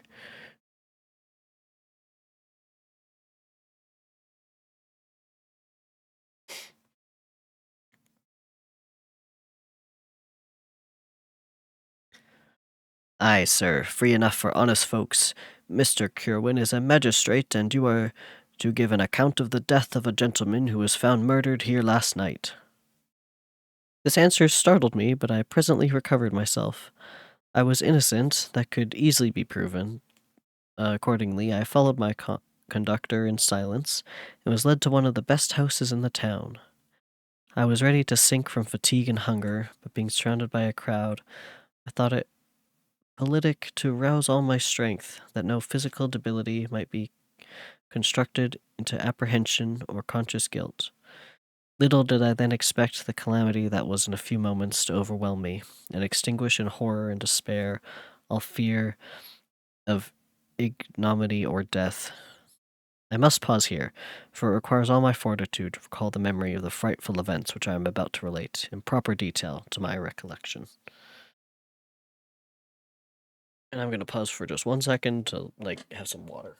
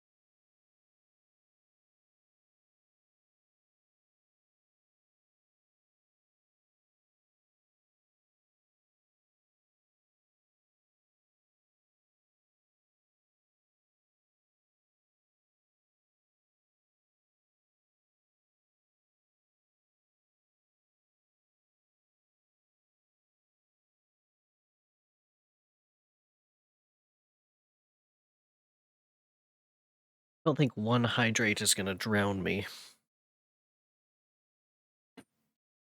Okay. I think I'll do at least one more chapter.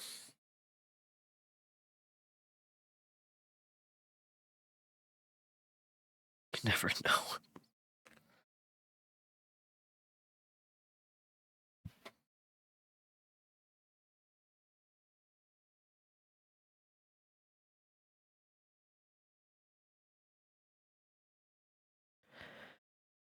I was soon introduced into the presence of the magistrate, an old benevolent man with calm and mild manners. He looked upon me, however, with some degree of severity, and then, turning towards my conductors, he asked who appeared as a witness on this occasion. About half a dozen men came forward, and one being selected by the magistrate, he deposed that he has been out fishing the night before with his son and brother-in-law, Daniel Nugent, when, about 10 o'clock, they observed a strong northerly blast rising, and they accordingly put in report. It was a very dark night, as the moon had not yet risen. They did not land at the harbor, but as they had been accustomed, at a creek about 2 miles below. He walked on first, carrying a part of a fishing tackle, and his companions followed him at some distance. As he was proceeding along the sands, he struck his foot against something, and fell all his length on the ground. Today's redemption day. His companions came up to assist him, and by the light of their lantern, they found that he had fallen on the body of a man who was to all appearance dead. Their first supposition was that it was the corpse of some person who had been drowned and was thrown on shore by the waves. But upon examination, they found that the clothes were not wet, and even that the body was not then cold. They instantly carried it to the cottage of an old woman near the spot and endeavored, but in vain, to restore it to life. He appeared to be a handsome young man, about 25 years of age. He had apparently been strangled, for there was no sign of any violence except for black marks of fingers on his neck. Gee, I wonder who did it. Am I getting quieter? I'll get closer to my mic.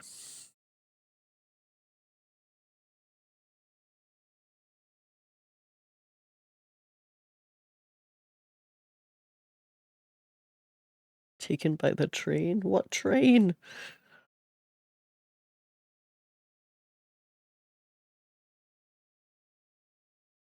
The first part of this deposition did not in the least interest me. But when the mark of the fingers was mentioned, I remembered the murder of my brother, and felt myself extremely agitated. My limbs trembled, and a mist came over my eyes, which obliged me to lean on a chair for support. The magistrate observed me with a keen eye, and of course drew an unfavorable augury from my manner. Yeah, that does look a little guilty. The son confirmed his father's account, but when Daniel Nugent was called, he swore positively that, just before the fall of his companion, he saw a boat with a single man in it at a short distance from the shore, and as far as he could judge by the light of a few stars, it was the same boat in which I had just landed. A woman deposed that she lived near the beach and was standing at the door of her cottage, waiting for the return of the fisherman. About an hour before, she heard of the discovery of the body, when she saw a boat, with one man in it, push off from that part of the shore where the corpse was afterwards found. Another woman confirmed that the account of the fishermen having brought the body into her house, it was not cold. They put it into a bed and rubbed it, and Daniel went to the town for an apothecary, but life was quite gone. Several other men were examined concerning my landing, and they agreed that, with the strong north wind that had arisen during the night, it was very probable that I had beaten about for many hours and had obliged to return nearly to the same spot from which I had departed. Besides, they observed that it appeared that I had been brought the body from another place, and it was likely that, as I did not appear to know the shore, I might have put it into the harbor ignorant of the distance to the town of blank from which the place where I was deposited the corpse. Mr. Kerwin, on hearing this evidence, desired that I should be taken into the room where the body lay for interment, that it might be observed what effect the sight of it would produce upon me. This idea was probably suggested by the extreme agitation I had exhibited when the mode of the murder had been described. I was accordingly conducted by the magistrate and several other persons to the inn. I could not help being struck by the strange coincidences that had taken place during this eventful night, but, knowing that I had been conversing with several persons in the island I had inhabited about the time that the body had been found, I was perfectly tranquil as to the consequences of the affair. I entered the room where the corpse lay and was led up to the coffin. How can I describe my sensations on beholding it? I feel yet parched with horror, nor can I reflect on what the terrible moment, without shuddering and agony, that faintly reminds me of the anguish of their recognition. The trial, the presence of the magistrate and witness, passed like a dream from my memory, when I saw the lifeless form of Henry Clerval stretched before me. They killed him! I gasped for breath, and throwing myself on the body, I exclaimed, "Have my murderous machinations deprived you also, my dearest Henry, of life? Two I have already destroyed, other victims await their destiny, but you, Clerval, my friend, my benefactor." This is not helping your case, by the way. You just said two I have destroyed. Henry, no! The human frame could no longer support the agonizing suffering that I endured, and I was carried out of the room in strong convulsions.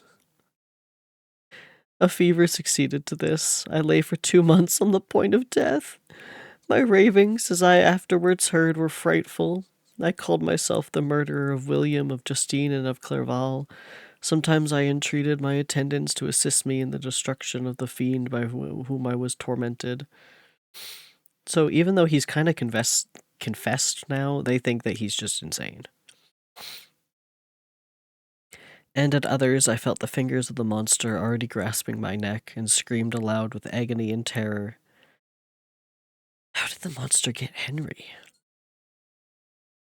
Fortunately, as I spoke my native language, Mr. Kirwin alone understood me, but my gestures and bitter cries were sufficient to affright the other witnesses. Why did I not die, more miserable than man ever was before? Why did I not sink into forgetfulness and rest? Death snatches away many blooming children and only hopes of their doting parents. How many brides and youthful lovers have been one day in the bloom of health and hope, and the next a prey for worms and the decay of the tomb? Of what materials was I made that I could thus resist so many shocks, which, like the turning of the wheel, continually renewed the torture? I mean, that does happen. It's 8:30.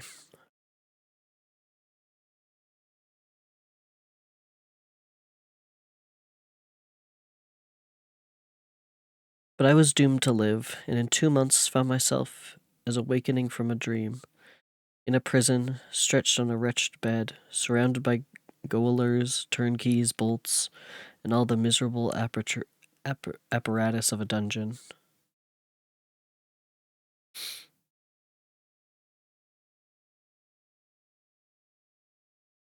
It's silly. It was morning, I remember, when I thus awoke to understanding. I had forgotten the particulars of what had happened, and only felt as if some great misfortune had suddenly overwhelmed me. But when I looked around and saw the barred windows and the squalidness of the room in which I was, all flashed across my memory, I groaned bitterly. The sound disturbed an old woman who was sleeping in a chair beside me. She was a hired nurse, the wife of one of the old turnkeys, and her countenance expressed all those bad qualities which often characterize that class. The lines of her face were hard and rude, like that of a person accustomed to seeing without sympathizing in sights of misery. Her tone expressed her entire indifference. She addressed me in English, and the voice struck me as one that I had heard during my sufferings. "Are you better now, sir?" said she. I replied in the same language with a feeble voice. "I believe I am, but if it be all true, if indeed I did not dream, I'm sorry that I am still alive to feel this misery and horror." "For that matter," replied the old woman, "if you mean about the gentleman you murdered, I believe that it were better for you if you were dead, for I fancy it will go hard with you. But you will be hung when the next sessions come on. However, that's none of my business. I am sent to nurse you and get you well. I do my duty with a safe conscience. It were well if everybody did the same."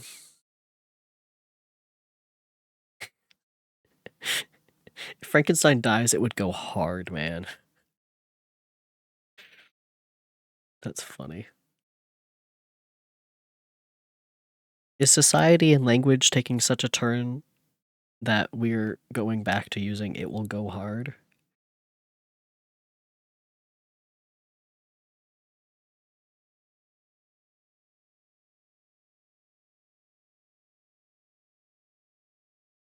I turned with loathing from the woman who could utter so unfeeling a speech to a person just saved, on the very edge of death, but I felt languid and unable to reflect on all that had passed. The whole series of my life appeared to me as a dream. I sometimes doubted if indeed it were all true, for it never presented itself to my mind with the force of reality.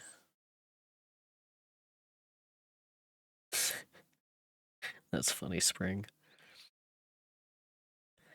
As the images that floated before me became more distinct, I grew feverish.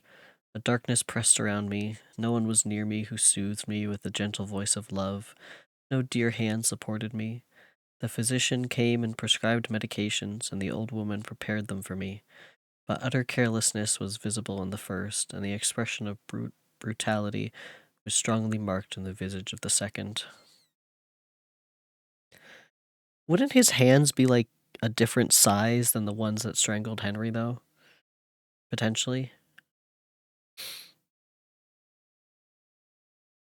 But also, he kind of did confess, so, like,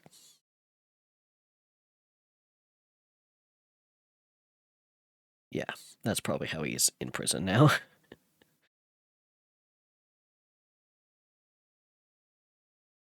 Who could be interested in the fate of a murderer but the hangman who would gain his fee? These were my first reflections, but I soon learned that Mr. Kirwin had shown me some kindness. He had caused the best room in the prison to be prepared for me. Wretched indeed was the best, and it was he who had provided a physician and a nurse. It is true he seldom came to see me, for although he ardently desired to relieve the sufferings of every human creature, he did not wish to be present at the agonies and miserable ravings of a murderer. He came, therefore, sometimes to see that I was not neglected, but his visits were short and at long intervals.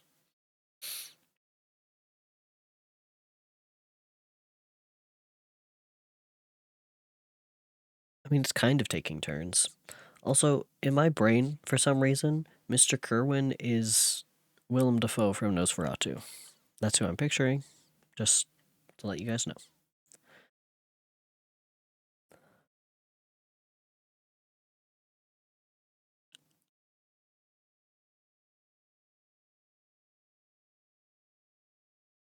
Ooh, monograms.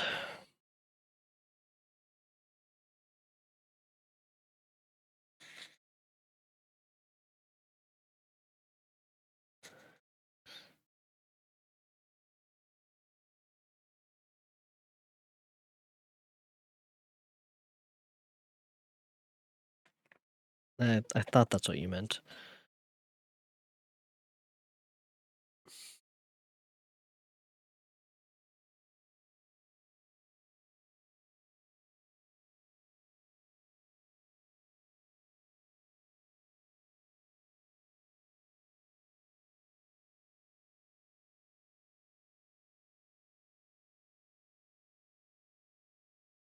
Um, One day when I was gradually recovered, I was seated in a chair, my eyes half open and my cheeks livid like those in death. I was overcome by gloom and misery, and often reflected I had better seek death than remain miserably pent up on only to be let loose in a world replete with wretchedness. At one time I considered whether I should not declare myself guilty and suffer the penalty of the law. Less innocent than poor Justine had been. Such were my thoughts when the door of my apartment was opened, and Mr. Kirwin entered. His countenance expressed sympathy and compassion. He drew a chair close to mine and addressed me in French. I fear that this place is very shocking to you. Can I do anything to make you more comfortable? I thank you, but all that you mention is nothing to me. On the whole earth there is no comfort which I am capable of receiving. I know that the sympathy of a stranger can be a but of little relief to be one borne down as you are by so strange a misfortune, but you will, I hope, soon quit this melancholy abode, where doubtless evidence can easily be brought to free you from this criminal charge. That is my least concern. I am by a course of strange events become the most miserable of mortals. Persecuted and tortured as I have been. Can death be an evil to me? Nothing indeed could be more unfortunate and agonizing than the strange chances that have lately occurred. You were thrown by some surprising accident on this shore, renowned for its hospitality, seized immediately and charged with murder. The first sight that has presented to your eyes was the body of your friend, murdered in so unaccountable a manner, and placed as it were by some fiend across your path. As Mr. Kerwin said this, notwithstanding the agitation I endured on the retrospect of my sufferings, I also felt considerable surprise at the knowledge he seemed to possess concerning me. I suppose some astonishment has exhibited in my countenance, for Mr. Kerwin hastened to say, "It was not until a day or two after your illness that I thought of examining your dress, that I might discover some trace by which I could send to your relations on account of your misfortune and illness. I found several letters, and among others, one which I discovered from its commencement to be from your father. I instantly wrote to Geneva. Nearly 2 months have elapsed since the departure of my letter. But you are ill. Even now you tremble. You are unfit for agitation of any kind. This suspense is 1,000 times worse than that horrible event. Tell me what new scene of death has been acted, and whose murder I am now to lament." "Your family is perfectly well," said Mr. Kirwin with gentleness, "and someone, a friend, is come to visit you." I know not by what chain of thought the idea presented itself, but it instantly darted into my mind that the murderer had come to mock at my misery, and taunt me with the death of Clerval as a new incitement for me to comply with its hellish desires. I put my hand before my eyes and cried out in agony, "Oh, take him away! I cannot see him! For God's sake, do not let him enter!" Mr. Kerwin regarded me with a troubled countenance. He could not help regarding my exclamation as my presumption of my guilt, and said in rather a severe tone, I should have thought, young man, that the presence of your father would have been welcome, instead of inspiring such violent repugnance. My father? Cried I, while every feature and every muscle was relaxed from anguish to pleasure. Is my father indeed come? How kind, how very kind, but where is he? Where does he not hasten to me? My change of manner surprised and pleased the magistrate. Perhaps he thought that my former exclamation was a momentary return of delirium. Now he instantly resumed his former benevolence. He rose and quitted the room with my nurse, and in a moment my father entered. Nothing at this moment could have given me greater pleasure than the arrival of my father.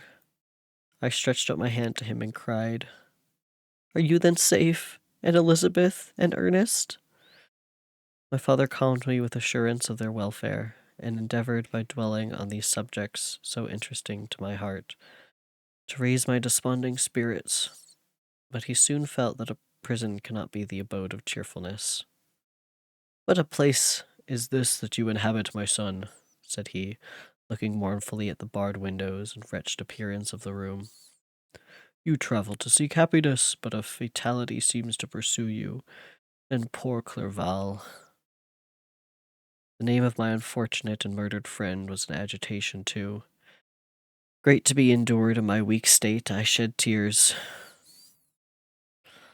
Alas, yes, my father, replied I. Some destiny of the most horrible kind hangs over me, and I must live to fulfill it, or surely I should have died on the coffin of Henry. We were not allowed to converse for any length of time, for the precarious state of my health rendered every precaution necessary that should ensure tranquillity. Mr. Kirwin came in and insisted that my strength should not be exhausted by too much exertion, that the appearance of my father was to me like that of a good angel, and I gradually recovered my health. As my sickness quitted me, I was absorbed by a gloomy and black melancholy that nothing could dissipate. The image of Clerval was forever before me, ghastly and murdered. More than once the agitation into which these reflections threw me made my friends dread a dangerous relapse. Alas, why did they preserve so miserable and detested a life? It was surely that I might fulfill my destiny, which is now drawing to a close. Soon, oh very soon, will death extinguish these throbbings and relieve me from the mighty weight of anguish that bears me to the dust. And in excruciating the award of justice, I shall also sink to rest. Then the appearance of death was distant, although the wish was ever present to my thoughts, and I often sat for hours motionless and speechless, wishing for some mighty revolution that might bury me and my destroyer in its ruins.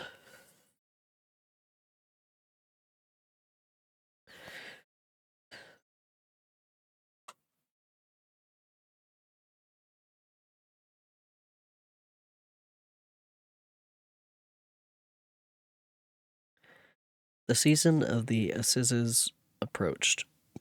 I had already been 3 months in prison, and although I was still weak and in continual danger of a relapse, I was obliged to travel nearly 100 miles to the country town where the court was held. Mr. Kirwin charged himself with every care of collecting witnesses and arranging my defense. I was spared the disgrace of appearing publicly as a criminal, as the case was not brought before the court that decides on life and death. The grand jury rejected the bill, and on its being proved that I was on the Orkney Islands at the hour the body of my friend was found, and a fortnight after my removal I was liberated from prison.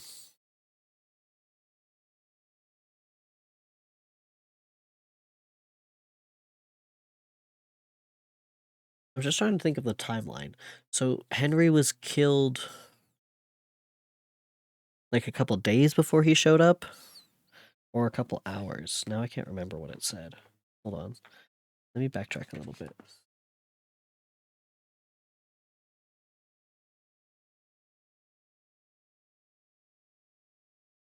Um,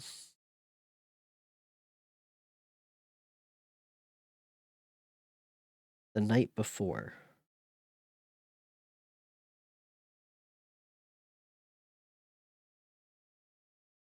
So that would have been when he initially departed the Orkney Isles, right? So Clerval was dead the same time that he got on a boat to dispose of the remains in the basket.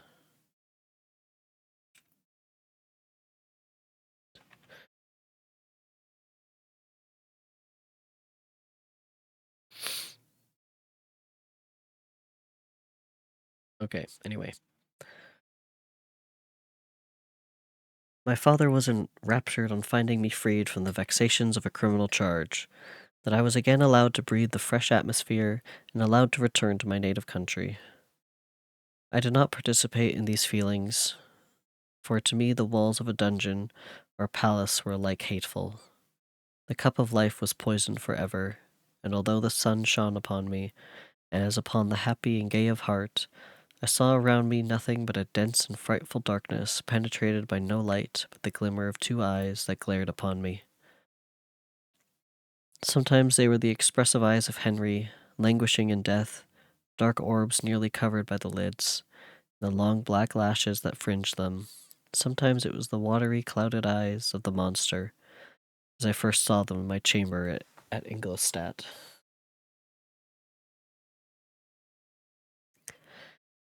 Footnote: Victor's misery is all consuming, and it colors the way he sees his whole world, regardless of his circumstances. As he states in this passage, to him, such a perspective challenges the notion that there is an objective reality out there, considering that Victor's reality, his cup of life, is so significantly shaped by his personal misery and grief. Okay.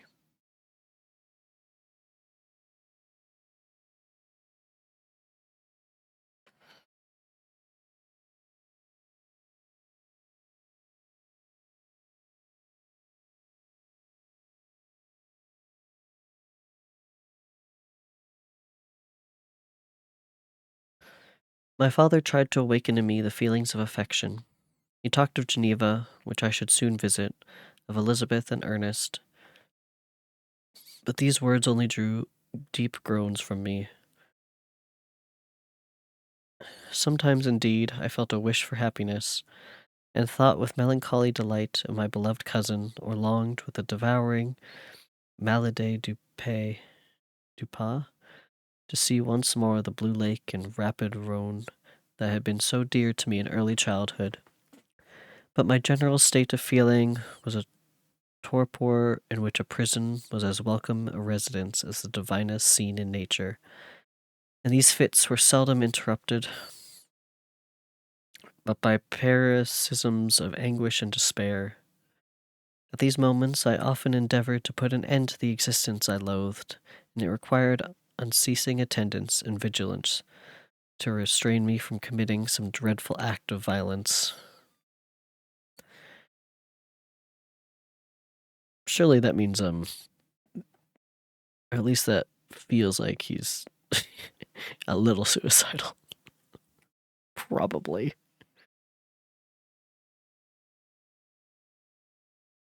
I remember as I quitted the prison, I heard one of the men say, "He may be innocent of the murder, but he has certainly a bad conscience." These words struck me. A bad conscience? Yes, I surely had one.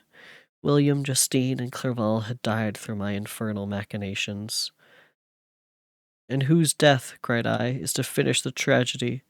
Ah, my father, do not remain in this wretched country. Take me where I may forget myself, my existence, and all the world." My father easily acceded to my desire, and after having taken leave of Mr. Kerwin, we hastened to Dublin. I felt as if I was relieved from a heavy weight, when the packet sailed with a fair wind from Ireland, and I had quitted forever the country which had been to me the scene of so much misery. It was midnight, my father slept in the cabin, and I lay on the deck looking at the stars and listening to the dashing of the waves. I hailed the darkness that shut Ireland from my sight, and my pulse beat with a feverish joy when I reflected that I should soon see Geneva. The past appeared to me in the light of a frightful dream, yet the vessel in which I was, the wind that blew me from the detested shore of Ireland, and the sea which surrounded me, told me to forcibly that I was deceived by no vision, and that Clerval, my friend and dearest companion, had fallen a victim to me and the monster of my creation. I repassed in my memory my whole life, my quiet happiness while residing with my family in Geneva, the death of my mother, and my departure for Ingolstadt. I remembered shuddering at the mad enthusiasm that hurried me on to the creation of my hideous enemy, and I called to mind the night during which he first lived. I was unable to pursue the train of thought. A thousand feelings pressed upon me, and I wept bitterly. Ever since my recovery from the fever, I had been in the custom of taking every night a small quantity of laudanum. It was by means of this drug only that I was enabled to gain the rest necessary for the preservation of life. What is that? Oh, opium.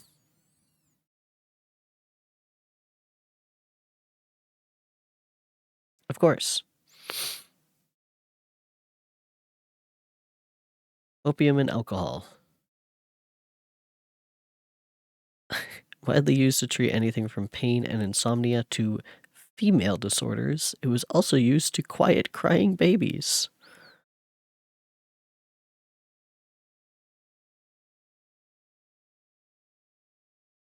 It is available prescription in the US under opium tincture or dropazole. Although the drug's therapeutic indication is generally limited to controlling diarrhea.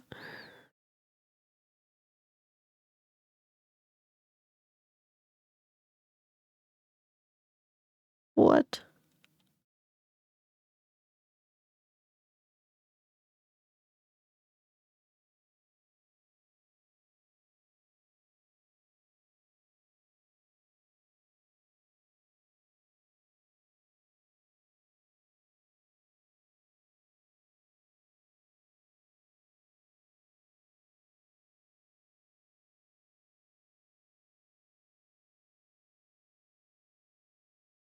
And neonatal withdrawal symptoms.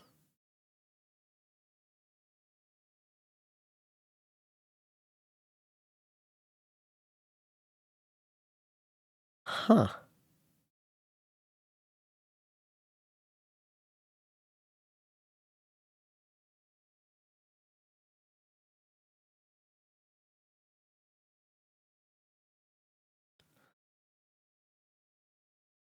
Sure. What are side effects? Oh, that's a lot.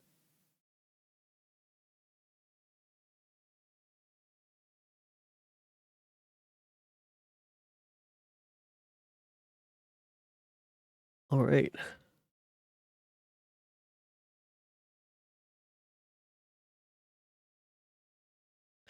Oppressed by the recollection of my various misfortunes, I now took a double dose and soon slept profoundly. But sleep did not afford me respite from thought and misery. My dreams presented a thousand objects that scared me. Towards morning, I was possessed by a kind of nightmare. I felt the fiend's grasp on my neck. I could not free myself from it.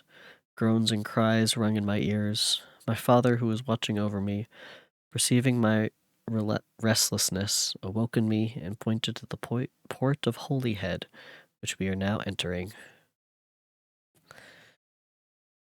End of the chapter. Also, where are we on this map? We are now in Ireland.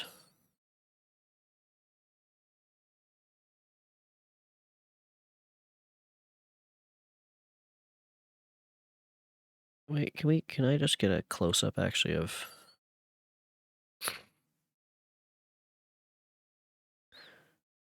let's look at Ireland on a map.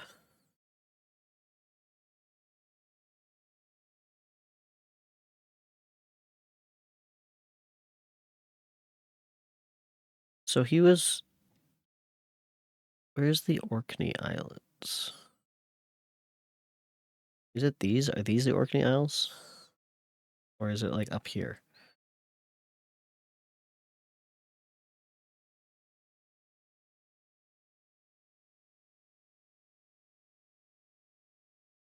Orkney Islands. So he floated like overnight and maybe a day from here all the way down to like here, maybe?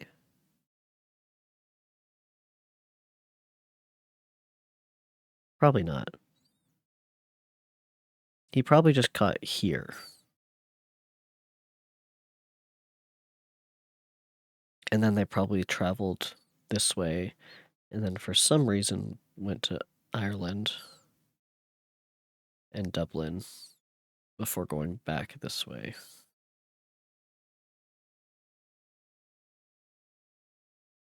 Probably just faster to travel by boat, right? They probably just went from up here. You can't really see my mouse, but up here and went all the way around to Ireland. Just easier on boat, I guess. Sure.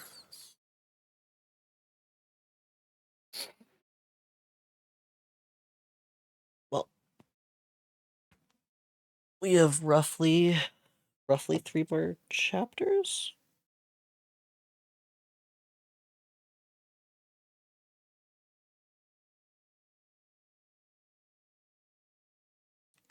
About 30 more pages. Like 35 more pages. Which I should be able to get done next Friday. Probably after work. I think I work that Friday. And then I should probably think of when I want to do a movie night.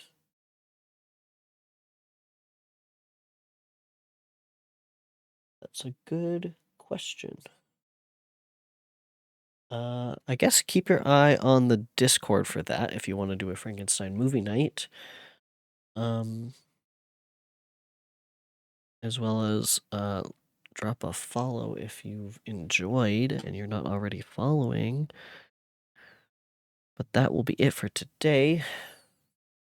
And if you want to see the bird quizzes, they were at the beginning of the VOD.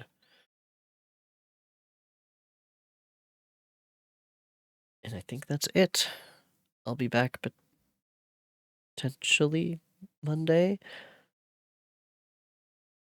I actually don't know. I might be busy Monday. Might be skipping another Minecraft Monday. That's fine.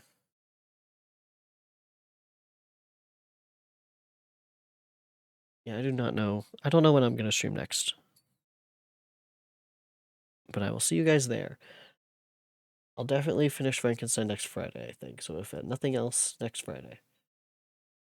But for now, I'm going to send you guys to Zircon. Because of course I am.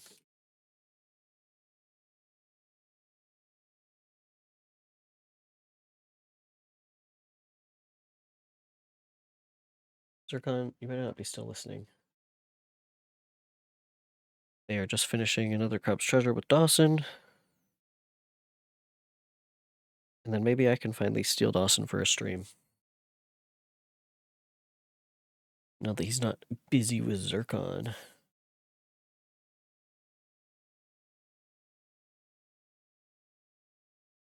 Oh no, you're playing a different game with Dawson. But it's the last day of Wikipedia Swear Jar February, I guess. Go say hi to Zircon.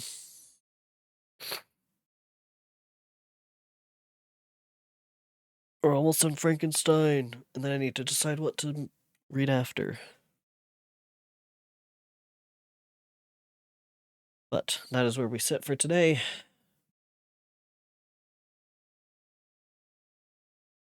Oopsie. There we go. And yeah, I will see you guys later. Have a good night. I'm going to go have supper. It's a little late for that, but